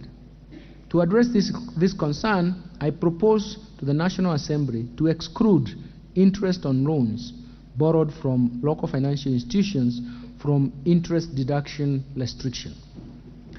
In addition, Mr. Speaker, where interest on loans borrowed from non-resident is disallowed, I propose to the National Assembly to allow businesses to carry forward that interest for deduction in the next 5 years, subsequent years. This will align to the international best practice.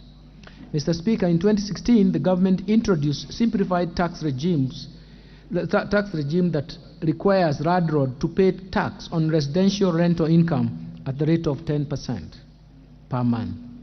In order to enlarge compliance and encourage more landlords to pay tax under this regime, I propose to the National Assembly to reduce the tax rate for this regime from 10% to 7.5% per month. Mr. Speaker, in order to support startup companies, I propose to the National Assembly to amend the Income Tax Act to defer the taxation of gains on shares offered to employees in lieu of their salaries in a startup company for 5 years, all till the date employment ceases, or till the date of sale of the shares, whichever comes earlier. Mr. Speaker, upon retirement, most senior citizens have no access to medical cover and spend their little savings on healthcare services. In order to encourage employees save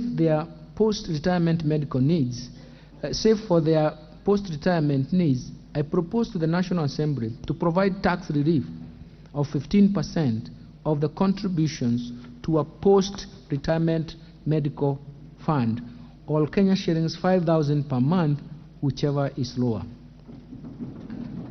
In addition, Mr. Speaker, I propose to the National Assembly to exempt from income tax the investment income earned by post-retirement medical fund. This will reduce the pressure on the government expenditure on the medical care and accord the retirees access to dignified health care. A digital asset tax at a rate of 3% on the value of the digital asset transferred or exchanged. Mr. Speaker, to further create equity and fairness, I propose to the National Assembly to introduce withholding tax at the rate of 5% of the gross payment in respect of digital content monetization. This will apply to incomes generated through media and digital platforms. Mr. Chairman, currently non-residents pay withholding tax on payments in respect to sales, promotion, marketing, and advertising services. In order to harmonize taxation treatment for residents and non-residents and ensure equity, I propose to the National Assembly to introduce withholding tax on the same services to residents at the same rate of 5% of gross amount. Mr. Speaker, resident companies currently pay 30% of corporate tax, while non-resident with permanent establishment pay 37.5% of their gains on profit. This creates an impression that Kenya discriminates between residents and non-residents. In order to harmonize taxation treatment for residents and non-residents companies, I propose to the National Assembly to reduce the corporate tax rate for non-residents from 37.5% to 30%. Further, in order to ensure that there is level playing field, I propose to the National Assembly to introduce tax on repatriated profits at a rate of 15%, which is equal to the rate charged on dividends paid to non-residents. Mr. Speaker, businesses deduct diminution value of implements, utensils, or even similar articles used in the production process over a period of 3 years in determination of the taxable profits. But in order to increase working capital for the businesses, I propose to the National Assembly to amend the Income Tax Act to provide 100% investment deduction of the value of these items in the first year of use. Mr. Speaker, in 2020, the government implemented various measures to cushion businesses from adverse effects of the COVID-19 pandemic. This included providing tax incentives during the period.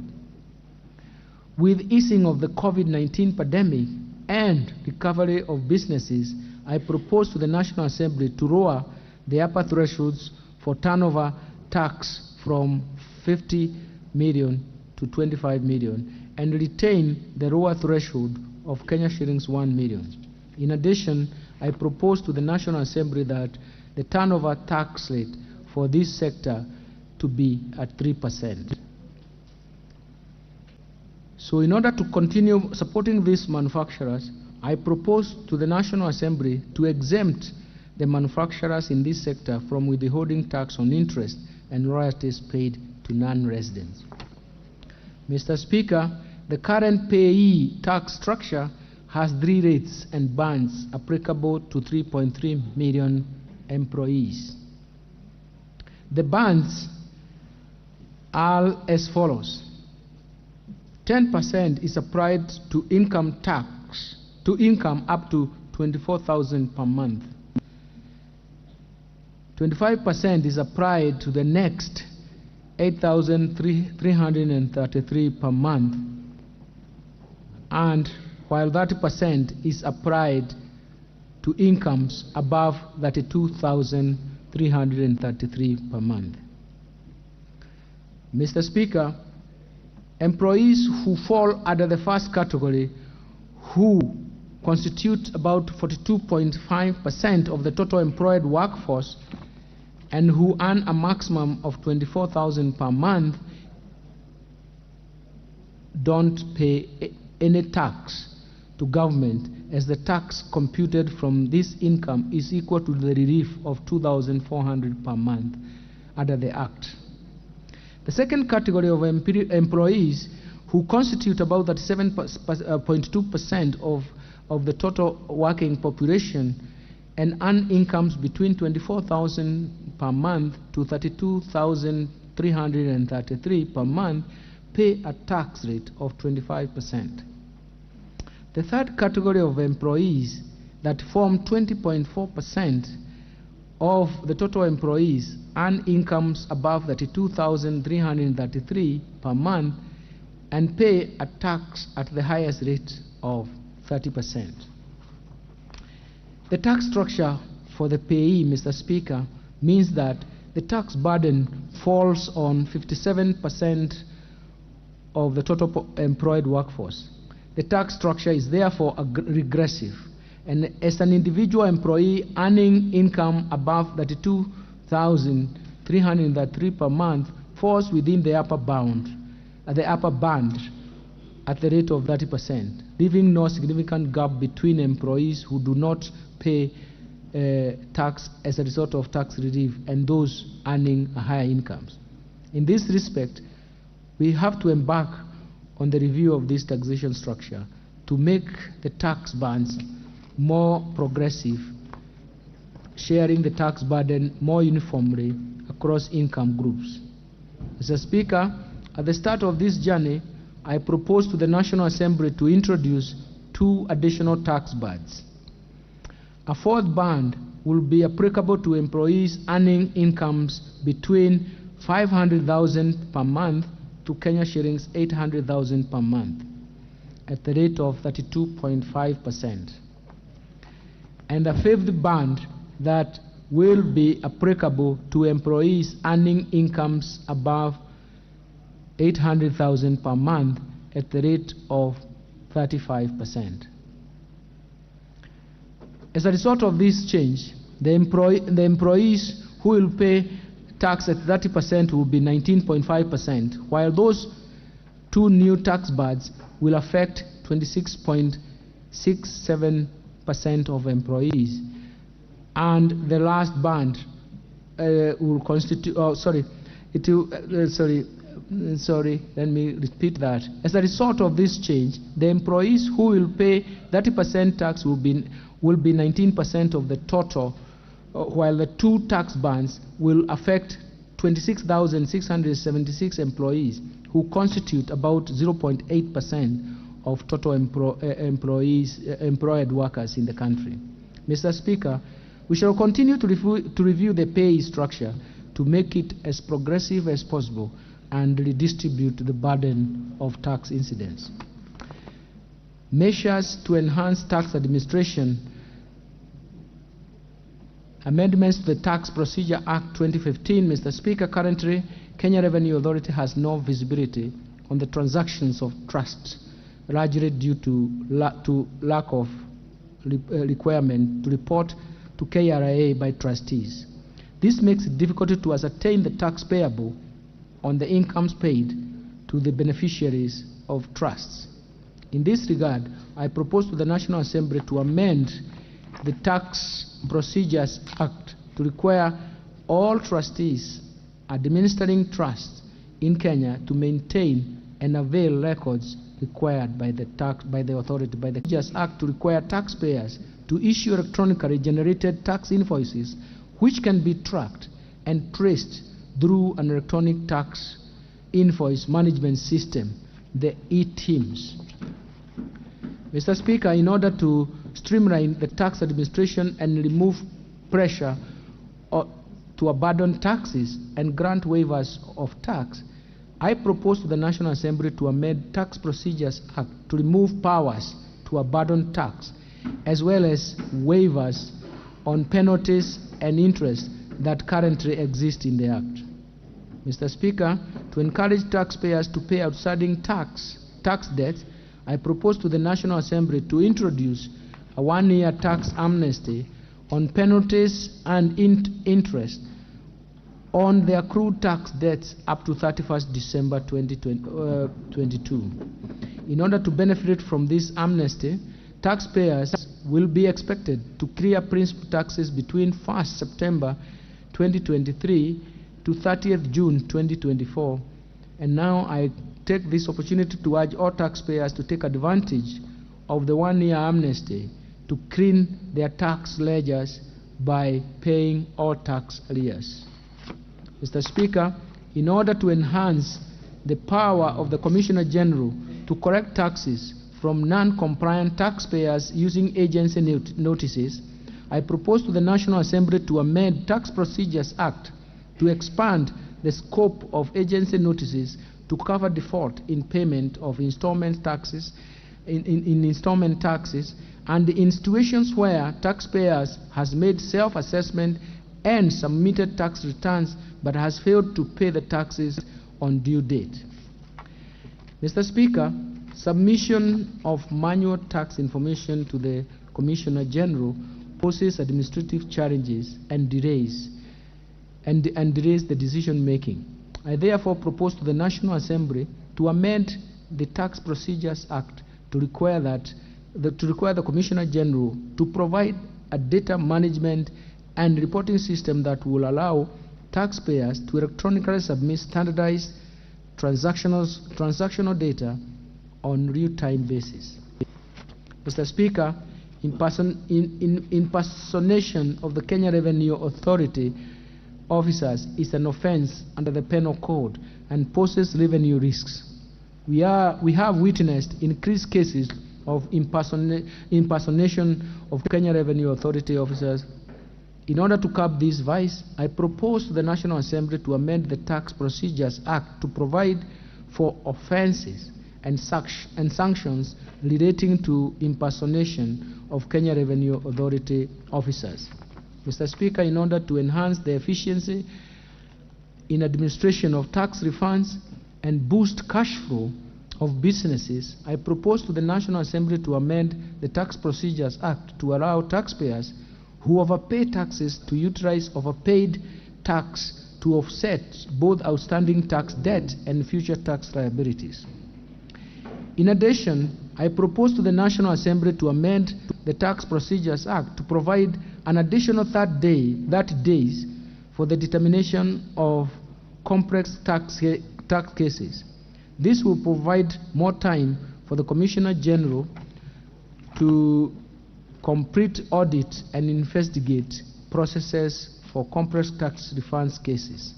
Further, Mr. Speaker, I propose to the National Assembly to amend Tax Procedures Act to require Kenya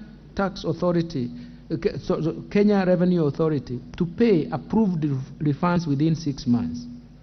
In instances where approved refunds are not paid within this period, I propose to the National Assembly to further amend the Tax Procedures Act to provide for automatic offset of the approved refunds against outstanding tax liabilities in other tax heads or even future tax liabilities. Let me turn to amendments to the Miscellaneous Fees and Levies 2016. Mr. Speaker, let me turn to the proposed amendments to miscellaneous fees and levies. I had earlier stated that the government is committed to lower cost of liquefied petroleum gas, LPG. In addition to removal of VAT on LPG, I propose to the National Assembly to remove import declaration fees, IDF, and railway development levy on LPG. Mr. Speaker, the Kenya Defence Forces and the National Police Service are exempted from import declaration fees and railway development levy in respect to equipment, machinery, motor vehicles for their official use. However, this does not extend to other goods for official use, such as material supplies. In this regard, I propose to the National Assembly to extend the exemption to all goods purchased or imported for official use by the Kenya Defence Forces and the National Police Service. Mr. Speaker, the aviation sector is critical in supporting tourism and transportation of passengers and cargo. Currently, some aircrafts and parts of the aircraft are exempt from import declaration fees, IDF, and railway development levy, RDL. To further support this industry, I propose to the National Assembly to extend the exemption to cover all aircraft, helicopters, aircraft engines, and aircraft spare parts. Mr. Speaker, currently the imported goods are subject to import declaration fee at the rate of 3.5% and railway development levy at the rate of 2%. On the other hand, raw materials and inputs imported by registered manufacturers are subject to a lower rate of 1.5% for both import declaration fee and railway development levy. Rates pose administrative challenges and are avenues for revenue loss. In order to address these challenges, I propose to the National Assembly to harmonize these rates at 2.5% for import declaration fee and 1.5% for railway development levy applicable to all goods imported into the country. I now turn to amendments on Betting, Gaming and Lotteries Act Cap 131.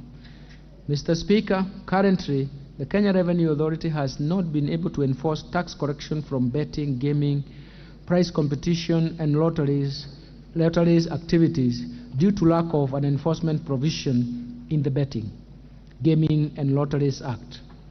In this regard, I propose to the National Assembly to amend this Act to allow KRA to apply the provisions of Tax Procedures Act in enforcing tax correction.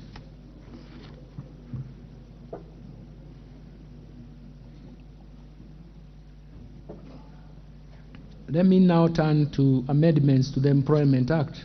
Mr. Speaker, in order to provide funds for the development of affordable housing and associated social and physical infrastructure, as well as the provision of affordable home financing strategy, I propose to the National Assembly to introduce an affordable housing levy through an amendment of the Employment Act 2007 to provide a monthly levy payable by the employer and the employee at 1.5% per month for an employee's gross monthly salary. Mr. Speaker, given that the construction industry is labor intensive, we expect every housing unit constructed will create new jobs, both direct and indirect, among the professionals, youth, MSMEs in general, along the production value chain of affordable housing. In order to support enterprises and businesses operating in the special economic zone, Mr. Speaker, through government support, the special economic zone and export processing zone continue to position our manufacturing sector at a pace as pace setters in the region through and manufactured goods. Presently, Mr. Speaker, the goods sold from these zones to the domestic market are subjected to import duty and other applicable taxes similar to goods imported from outside the East African Community region. This taxation does not differentiate whether the inputs or raw materials used to produce such goods originate from the customs territory or from outside the customs territory. In order to enhance the market access, I propose to the National Assembly to amend the Export Processing Zone Act and the Special Economic Zone Act to exempt from import duty goods produced from the Special Economic Zone and Export Processing Zone that use inputs or raw materials originating from the customs territory when sold into the domestic market. This will encourage enterprises operating in the zones to purchase raw materials or even inputs from the domestic market. Mr. Chairman, in conclusion, Mr. Speaker, in conclusion, it is clear that Mr. Speaker,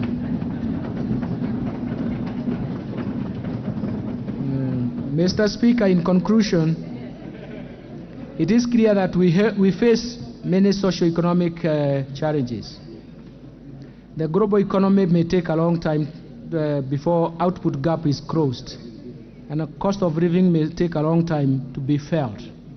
To address these challenges, the government has initiated policy, legal, and institutional reforms to address these issues. His Excellency the President has already led the way. Under his leadership, we have already laid a firm foundation for the bottom-up economic transformation agenda. The policies spelled out in this budget builds on a momentum for the envisaged transformation that will lead to improved livelihoods for all Kenyans. I therefore urge Kenyans to join hands in making this transformation journey a reality. Thankfully, our country is endowed with the necessary resources and human capital to confront the contemporary economic and social challenges and create a momentum for not only a higher and sustainable but also inclusive growth trajectory, but also create decent jobs, reduce poverty significantly. Mr. Speaker, this budget underpins the countries express my sincere gratitude to His Excellency the President, Dr. William Samoei Ruto, the President of the Republic of Kenya, and the Commander-in-Chief of Defense Forces, and His Excellency the Deputy President, His Honorable Mr. Rigathi Gachagua, for their counsel, guidance, and support during the entire process of laying foundation for the bottom-up economic transformation agenda and finalizing this budget. I also want to thank Her Excellency Madam Rachel Ruto, the First Lady of the Republic of Kenya, and Her Excellency Pastor Dorcas Gachagua, the Second Lady of the Republic of Kenya, for their support and contribution to the implementation of government initiatives, especially on the environment and climate change action, financial inclusion, and women empowerment. My special appreciation goes to the Prime Cabinet Secretary, the Attorney General, and my fellow Cabinet Secretaries in their respective Principal Secretaries and accounting officers and staff in the government, ministries, departments, and agencies' Administrative Manifesto, the PRAN, in the run-up to the 2022 general election. We have produced and pulled most of the materials for this policy outturn from the PRAN. And that guidance has been very, very critical. And so, more specifically, I gained a lot of a lot of support from my colleague and friend, Dr. Kamau Thuge, Senior Advisor and Head of Affairs and Budget Policy at the Executive Office of the President, and currently he's the Governor Designate for the Central Bank of Kenya. I wish him pass his congratulations. My sincere appreciations first to the Honorable Speaker of the National Assembly and your counterpart in Senate, the majority and minority leaders, and the entire House leadership, including the respective class for the National Assembly, for the approval process and the budget estimates for the financial year 2023 and related documents. Second, to honorable chairs and members of both the Budget and Appropriation Committee, supporting documents meet the legal guideline. Fourth, the Kenya Revenue Authority, Central Bank of Kenya, the Attorney General's Office, Commissioner of Revenue Allocations, Financial Sector Regulations, and various agencies under the National Treasury and Economic Planning. They have made contributions, and we appreciate their contribution. Fifth, my gratitude goes to the multilateral and bilateral development partners for their continued technical and financial support. Further, I thank the private sector for the sustained contribution to the growth of our economy and even contributions to the debate in terms of the tax measures and policies. Sixth, I wish to appreciate the media and the non-state actors for their active engagement and participation in this financial year and even in the process of budget process making. Mr. Speaker, I remain immensely grateful to my family for their support and inspiration as I execute my duties as the Cabinet Secretary for the National Treasury and Economic Planning since the appointment. And finally, Mr. Speaker, my utmost gratitude goes to all Kenyans for their contributions, proposals, and suggestions we received during the finalization of the budget. We have covered acres and acres of materials that provided propositions coming from Kenyans, and we are happy that what we have provided is a synthesis and balance of what they presented. Mr. Speaker, before I resume my seat, you will recall that I have already submitted to this House the budget estimate and the Finance Bill 2023, together with the accompanying documents as required by the Public Finance Management. Today, I further submit the following documents to the August House and request that you graciously receive them. First, the budget policy statement for financial year 2023-24 was presented. The 2023 budget policy statement, estimates of revenue, grants and loans, financial statements for 2023-24 budget, medium-term debt management strategy, budget highlights for Mwananchi Guide for the financial year 2023-24 statistical annex for the budget statement for the 2023-24 financial year. So I do present the remaining documents to you, Mr. Speaker, sir, before I assume my position.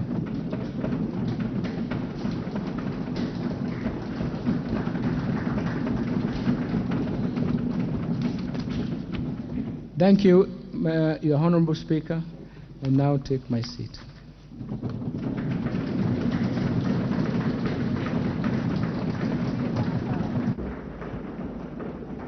Order, honorable members. Honorable members, I wish to thank the Cabinet Secretary in the National Treasury for ably making a public pronouncement of the budget policy highlights for the national government for the financial year 2023-24 and the medium term and the revenue raising measures. It took 3 hours and 20 minutes to be exact. In this regard, honorable members, I confirm that in conformity with the provisions of sections 39 and 39A of the Public Finance Management Act 2012 and Standing Order 244C, the Cabinet Secretary has already submitted to the National Assembly the relevant legislative proposals necessary to actualize the revenue-raising measures to finance the 2023-2024 budget. These are since culminated in the Finance Bill 2023, which is under consideration by this House. Honorable members, it's now my pleasure to invite all honorable members, the Cabinet Secretary for the National Treasury, the Prime Cabinet Secretary, other Cabinet Secretaries, and all invited guests to a reception at the Parliament courtyard hereinafter. Honorable members, now you may be upstanding. The House now stands adjourned until Tuesday, 20th June 2023 at 2:30 p.m.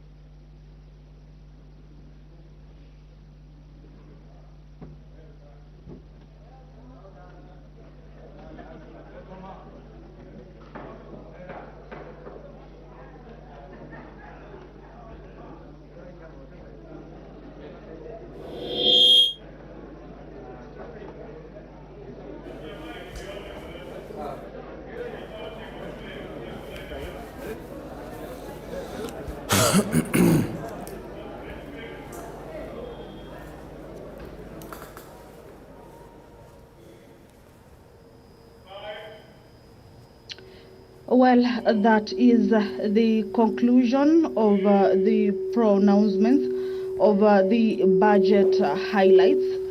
Right, in about 3 hours and 20 minutes, the professor of and the former CBK governor and Cabinet Secretary of Treasury, Njuguna Ndung'u, has read to the National Assembly, the legislators, the budget statements, and basically highlighting what the budget in the financial year 2023-2024 and crunching those particular numbers. It was quite a whole tiresome process, even for the legislators, but then they were following up on this particular process to just listen in to where and what number goes where. And we'll be briefly taking a look at these particular numbers for you.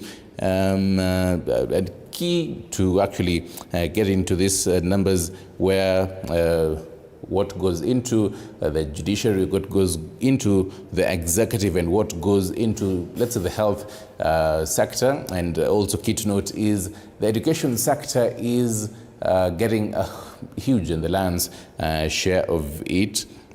Executive gets 2.16 trillion. The judiciary gets about 22 billion Kenyan shillings. The parliament 41 billion shillings.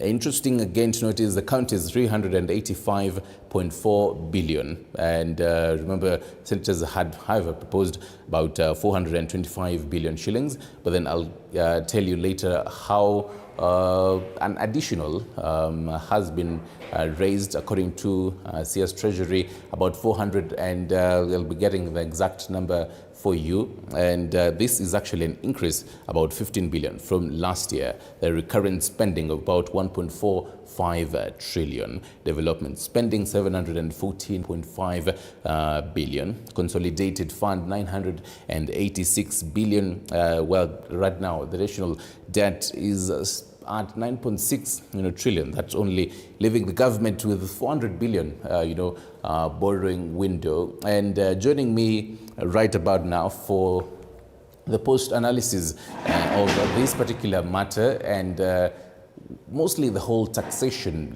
bit of it is CPA Robert Mabea, who is a ISPAC member and into the public finance and taxation. Good evening, sir. Good evening. First of all, thank you, by the way, for your patience. Thank you. It has been a long since you came in and actually listening to this particular speech and reading by the CS Treasury.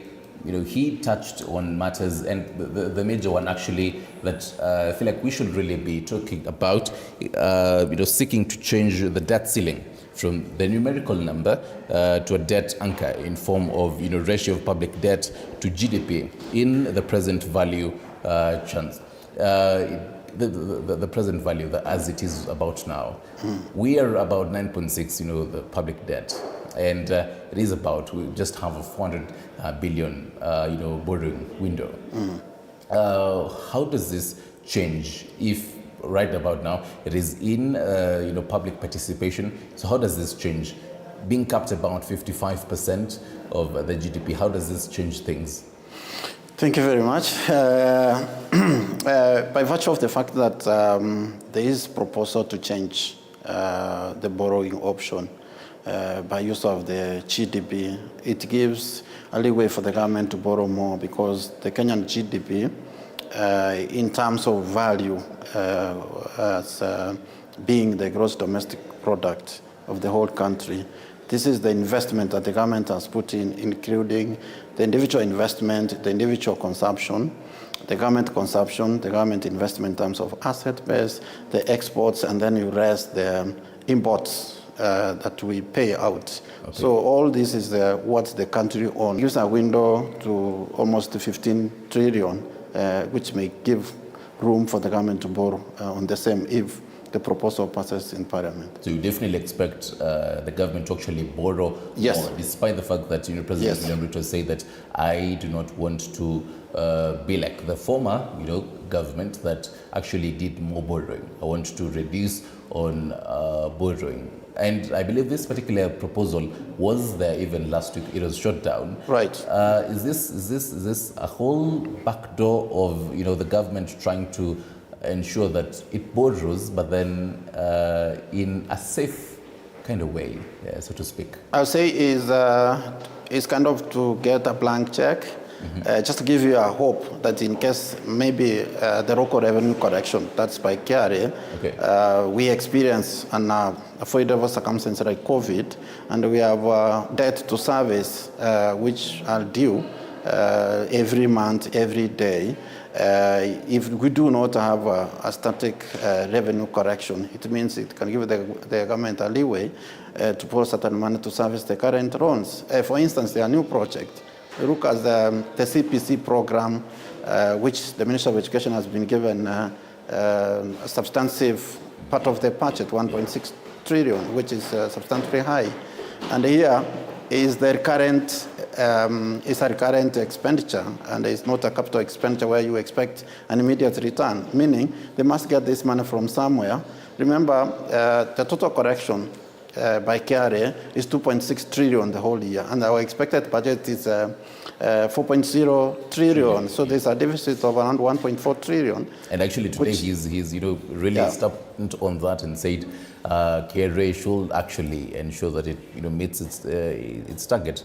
As someone from that matters taxation, do you feel like this is quite an ambitious proposal? It's an ambitious budget, and we shall wait and see what exactly happens in terms of implementation of some of these proposals, and see how best they can be able to yield the expected deficit. For example, the target is if KRA can be able to correct revenue, maybe a target of 3 trillion. we shall be able to have something to smile on. And I guess from the proposals they have given, they are very ambitious as such to ensure that Kenyans pay taxes. And as you know, the president has been on record saying, we only have 3 million registered taxpayers, when the entire population is 45 million. When you go to Safaricom and other mobile entities, cumulatively you will find like over 25 million registered mobile users. And then you ask yourself, why is this difference of 22 million? Why are they not paying taxes? And I guess from the word go, he has said he's going for them. And so there's definitely a net effect, yes, even for the government, ensuring that it caps the 1 point something, trillion. Yes. To ensure it, meets the 4.0 trillion. Speak on, some of this net effect and how it boils down again to the common mwananchi. The only real challenge is that in terms of administration by KRA might be a challenge in a position that they should get other means, maybe improvise other means of reaching out these taxpayers who are not paying taxes, and probably see how best. For example, the CS has given a proposal of amnesty for all tax areas. Substantively, we have a number of tax areas taxpayers are not able to pay. He has given a tax amnesty to pay the principal tax, and then they get a waiver for penalties and interest, which is a good move to ensure that Kenyans pay their areas on time. Right. And that is given up to 2024, leeway for you to plan and pay all their. It's one of the motivations to just ensure that people comply. And speak of which, and speak of matters, taxes. Taxes really boil down to devolution and devolved units, and they have received about 385. Actually, now for the I had promised you the specific numbers, about 385.4 billion as equitable share, then an additional 56.7 billion of conditional and unconditional allocations, bringing total allocations to 44. All right, I'm being told that we cross over to Parliament, where, yes, National Treasury is addressing the nation. Let's cross over there live and listen in.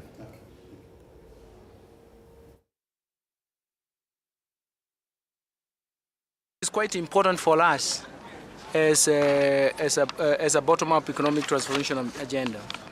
And I would like to emphasize to you what is it, what are the highlights that we anticipate that we are coming informing this budget. And one of them is, what are the policy priorities of the bottom-up economic transformation agenda? Of course, that is also informed by the kind of economic challenges that we have come from in the last 8 months or so. And that economic context is very, very important because it is the one that has driven the economic recovery agenda. The bottom-up economic transformation agenda, part of that is actually economic recovery program. And the second part of it is to say, how do we resuscitate and correct the structural effects that have come from sustained multiple shocks. The third dimension for this is actually to look at the policy and legal institutional reforms that will underpin and support bottom-up economic transformation agenda. We have highlighted most of those, and that for me is very, very important. But of course, you cannot have all those policies and proposals and propositions in one budget. It means it's a continuing space that we have to look at. We have to look at that continuing space. We start off with the recovery. What measures do we need now for the economic recovery? The second thing is, how do we need to ignite institutional reforms that will sustain that recovery? And then the third one is, how do we create that momentum? More importantly, those are legal and institutional reforms that will be required. But more importantly, we have also looked at the legal framework, the fiscal framework that should support better. On one side, we have constraints in terms of financing, but on the other hand, we also have borrowing constraints. So in a sense, we're asking ourselves, how do we optimize the better priorities, even given those constraints?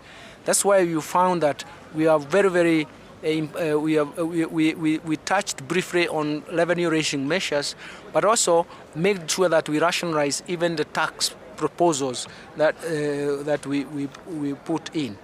And the other one is actually resource allocation. That's a very, very important. The most important thing is that we focused on sectors that have the largest impact. It means that once we have that large impact that creates the initial recovery and then creates a momentum, then we can now go to other sectors that we did not prioritize even though we supported them. That's one aspect you should remember, so that you don't say, why did you focus on 5 sectors? What about the others? The first thing is that you want economic recovery. The second stage, you want that recovery to be sustained. So that is where you'll need other sectors plus institutional and policy and institutional reforms. That will be very, very critical. And of course, after that, we want now to say, how else can we do better in terms of that? I want to refocus so much because most of the avenues that we raise, for example, the housing project, is going to be very, very important in raising jobs. What are the most serious constraints that we face? Poverty is one aspect. Cost of living is part of that. But actually raising or creating jobs for the youth is very, very critical. So essentially, we have taken more time. If you read, and you're going to get this press briefing, we have taken more time to look at the bottom-up economic transformation agenda. We want it to be understood. Wherever you are, whichever sector you are, you should know the importance of the sector that you're reading. We want to showcase why we are emphasizing on those sectors and why we are emphasizing on bottom-up economic transformation agenda is because it's very critical for us. That's why we have gone from human capital to jobs creation and to poverty reduction. And the third aspect of it, climate change and taking advantage of climate finance, for example. How do we resuscitate our food sector? Because I think the devastating consequences of food security and climate change was actually devastating. It's something that we can write a lot of stories about that, but we know that we need to deal with that. And after that, we have gone into specific. For example, agricultural transformation for inclusive growth is very, very important. Transformation of MSMEs, micro and small enterprises, to support the economy, that sector is very, very important. It houses most of the people. It can create jobs. And for us, that becomes extremely important in all the aspects that we do, in all the areas that we cover. You'll find startups in IT. Those are still in MSME. Housing and settlement, again, we have argued the strong impact in terms of pulling the economy with you. And all those enhanced digital superhighway. Let me talk about why are we emphasizing value chain. Value chain for us is very, very important. We want to make sure along the value chain you can see the end product. You can see the end product. And then in the process you want to go back to the value chain and see whether you have funded all the stages of that value chain. There should be no gaps in terms of resource allocation. There should be no duplication so that somehow, somewhere, nothing happened because you are waiting for another institution to take up. So that is very, very critical. So in the end, what are we really trying to say? We are actually trying to support the markets, both the markets of the intermediate products and the market of the final product. The moment you support markets, then you know that you can ignite production and productivity. When you support markets, what you see downstream is increased production and productivity, because it is in the marketplace that we see economic land being shared and distributed. So for us, that is very, very important. So when you look at the markets, then it means that you are going to produce what the markets want and you can sell. And secondly, you can increase productivity. So when you look at markets functioning, when markets are properly functioning, then you ignite production and increase productivity. And then what you look at the markets, when you look up, you see increased income for you as a producer. So that's why we kept on emphasizing so many of those sectors, because at the end of those sectors and even their performance is actually very, very important to see the functioning of markets. And after that, it is how to safeguard and to make sure that that is actualized. I think we have copies of this for the media, or which? Huh? We have. What do we have? Oh, we have a beta version. Oh, we have prepared. We have sent this one. Oh, this is sent already, which is a summary. So I think what I can do is maybe take a few questions. Make sure that the questions are focused.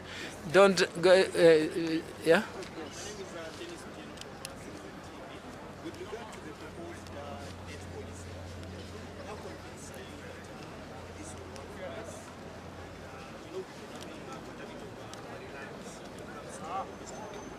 The reliance on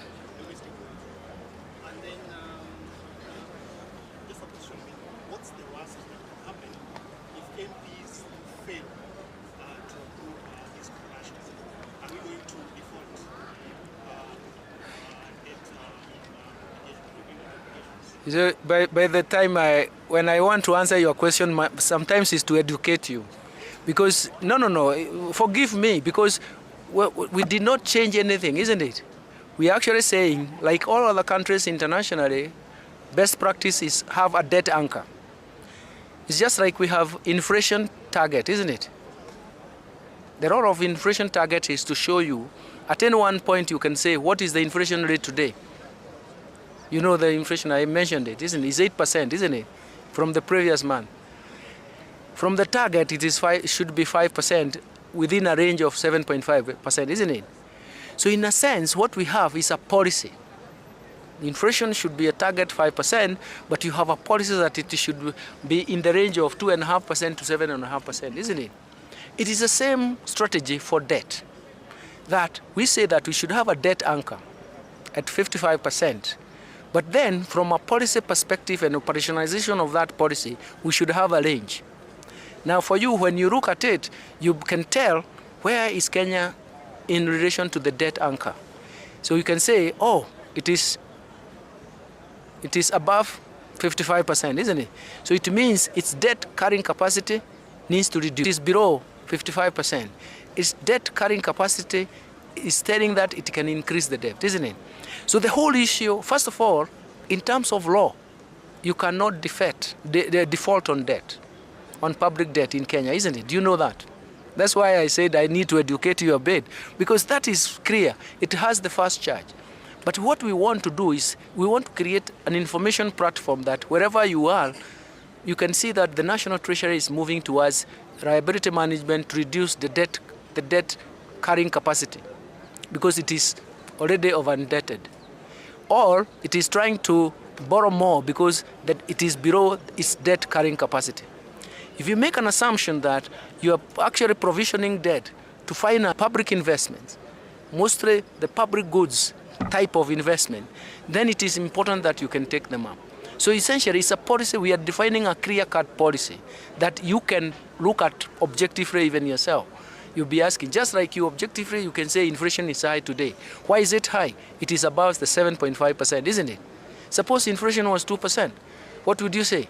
Inflation is slow. It means that the central bank has an operative space. The parliament may tell us, okay, the debt anchor is 55, but we are going to give you an operating range of between 50 and 60%, isn't it? That's an operational range.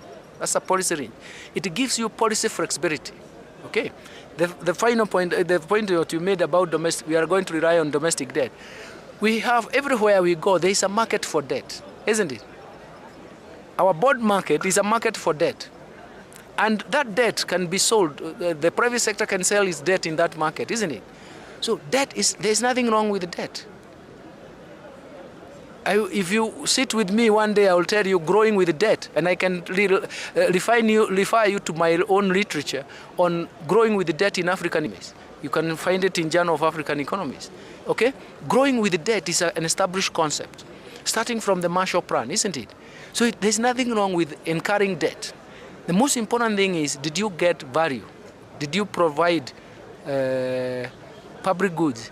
And then, because all of us are going to pay the public debt, it means we have to benefit from the borrowing to provide debt. We need infrastructure for us to lower transactions cost and invest in private sector, isn't it? But the government cannot roll out those investments. What do? We buy. So, debt market is a market. Okay, yeah, you know. Right, Buenos Dias, Jimmy Bogo from KTN. Now, you spoke about a revenue target for ordinary revenue of about 2.9 trillion, which 2.53 is going to recurrent expenditure. So, in essence, you're telling us is that we have a budget that is going to be financed through appropriation in aid and borrowing. Maybe you can just help us understand what is happening, because if revenue, majority of it is going back to recurrent expenditure, then what are we going to fund the budget in terms of development with? But the debt we categorized into all components. There's recurrent in it. That's what we did. And then we said, how is it financed? So I don't think I get your question, because unless you didn't get the components, all the components were there. What we did was to say that if there is the revenue gap was going to be financed by borrowing internationally and borrowing domestically, isn't it? But the components were all given, the recurrent expenditures, the development expenditures, isn't it? So I don't know why your question now, because all those components were there. And again, the other thing. Now, do you get my point? Because there is recurrent expenditure, there is development expenditure. Then the whole issue is how is it financed? Okay, we finance with recurrent revenue, which is you're getting from tax revenue. The second one is you are also borrowing internationally. There is appropriations in aid, but also you're borrowing domestically and internationally. Borrowing domestically or internationally is what I have described as debt market. So because you have to bridge the gap between your savings and your resources, isn't it? That's what happens. That's what I'm saying. But there is development expenditure and there is recurrent expenditure. We do believe, even in times of crisis, and this is something that I have said for many years in Kenya, even in times of crisis, you have to protect development spending so that you have capacity for future growth. If you don't protect development spending, then you miss out capacity for future growth. That is maybe the component that you wanted me to bring up. Yes.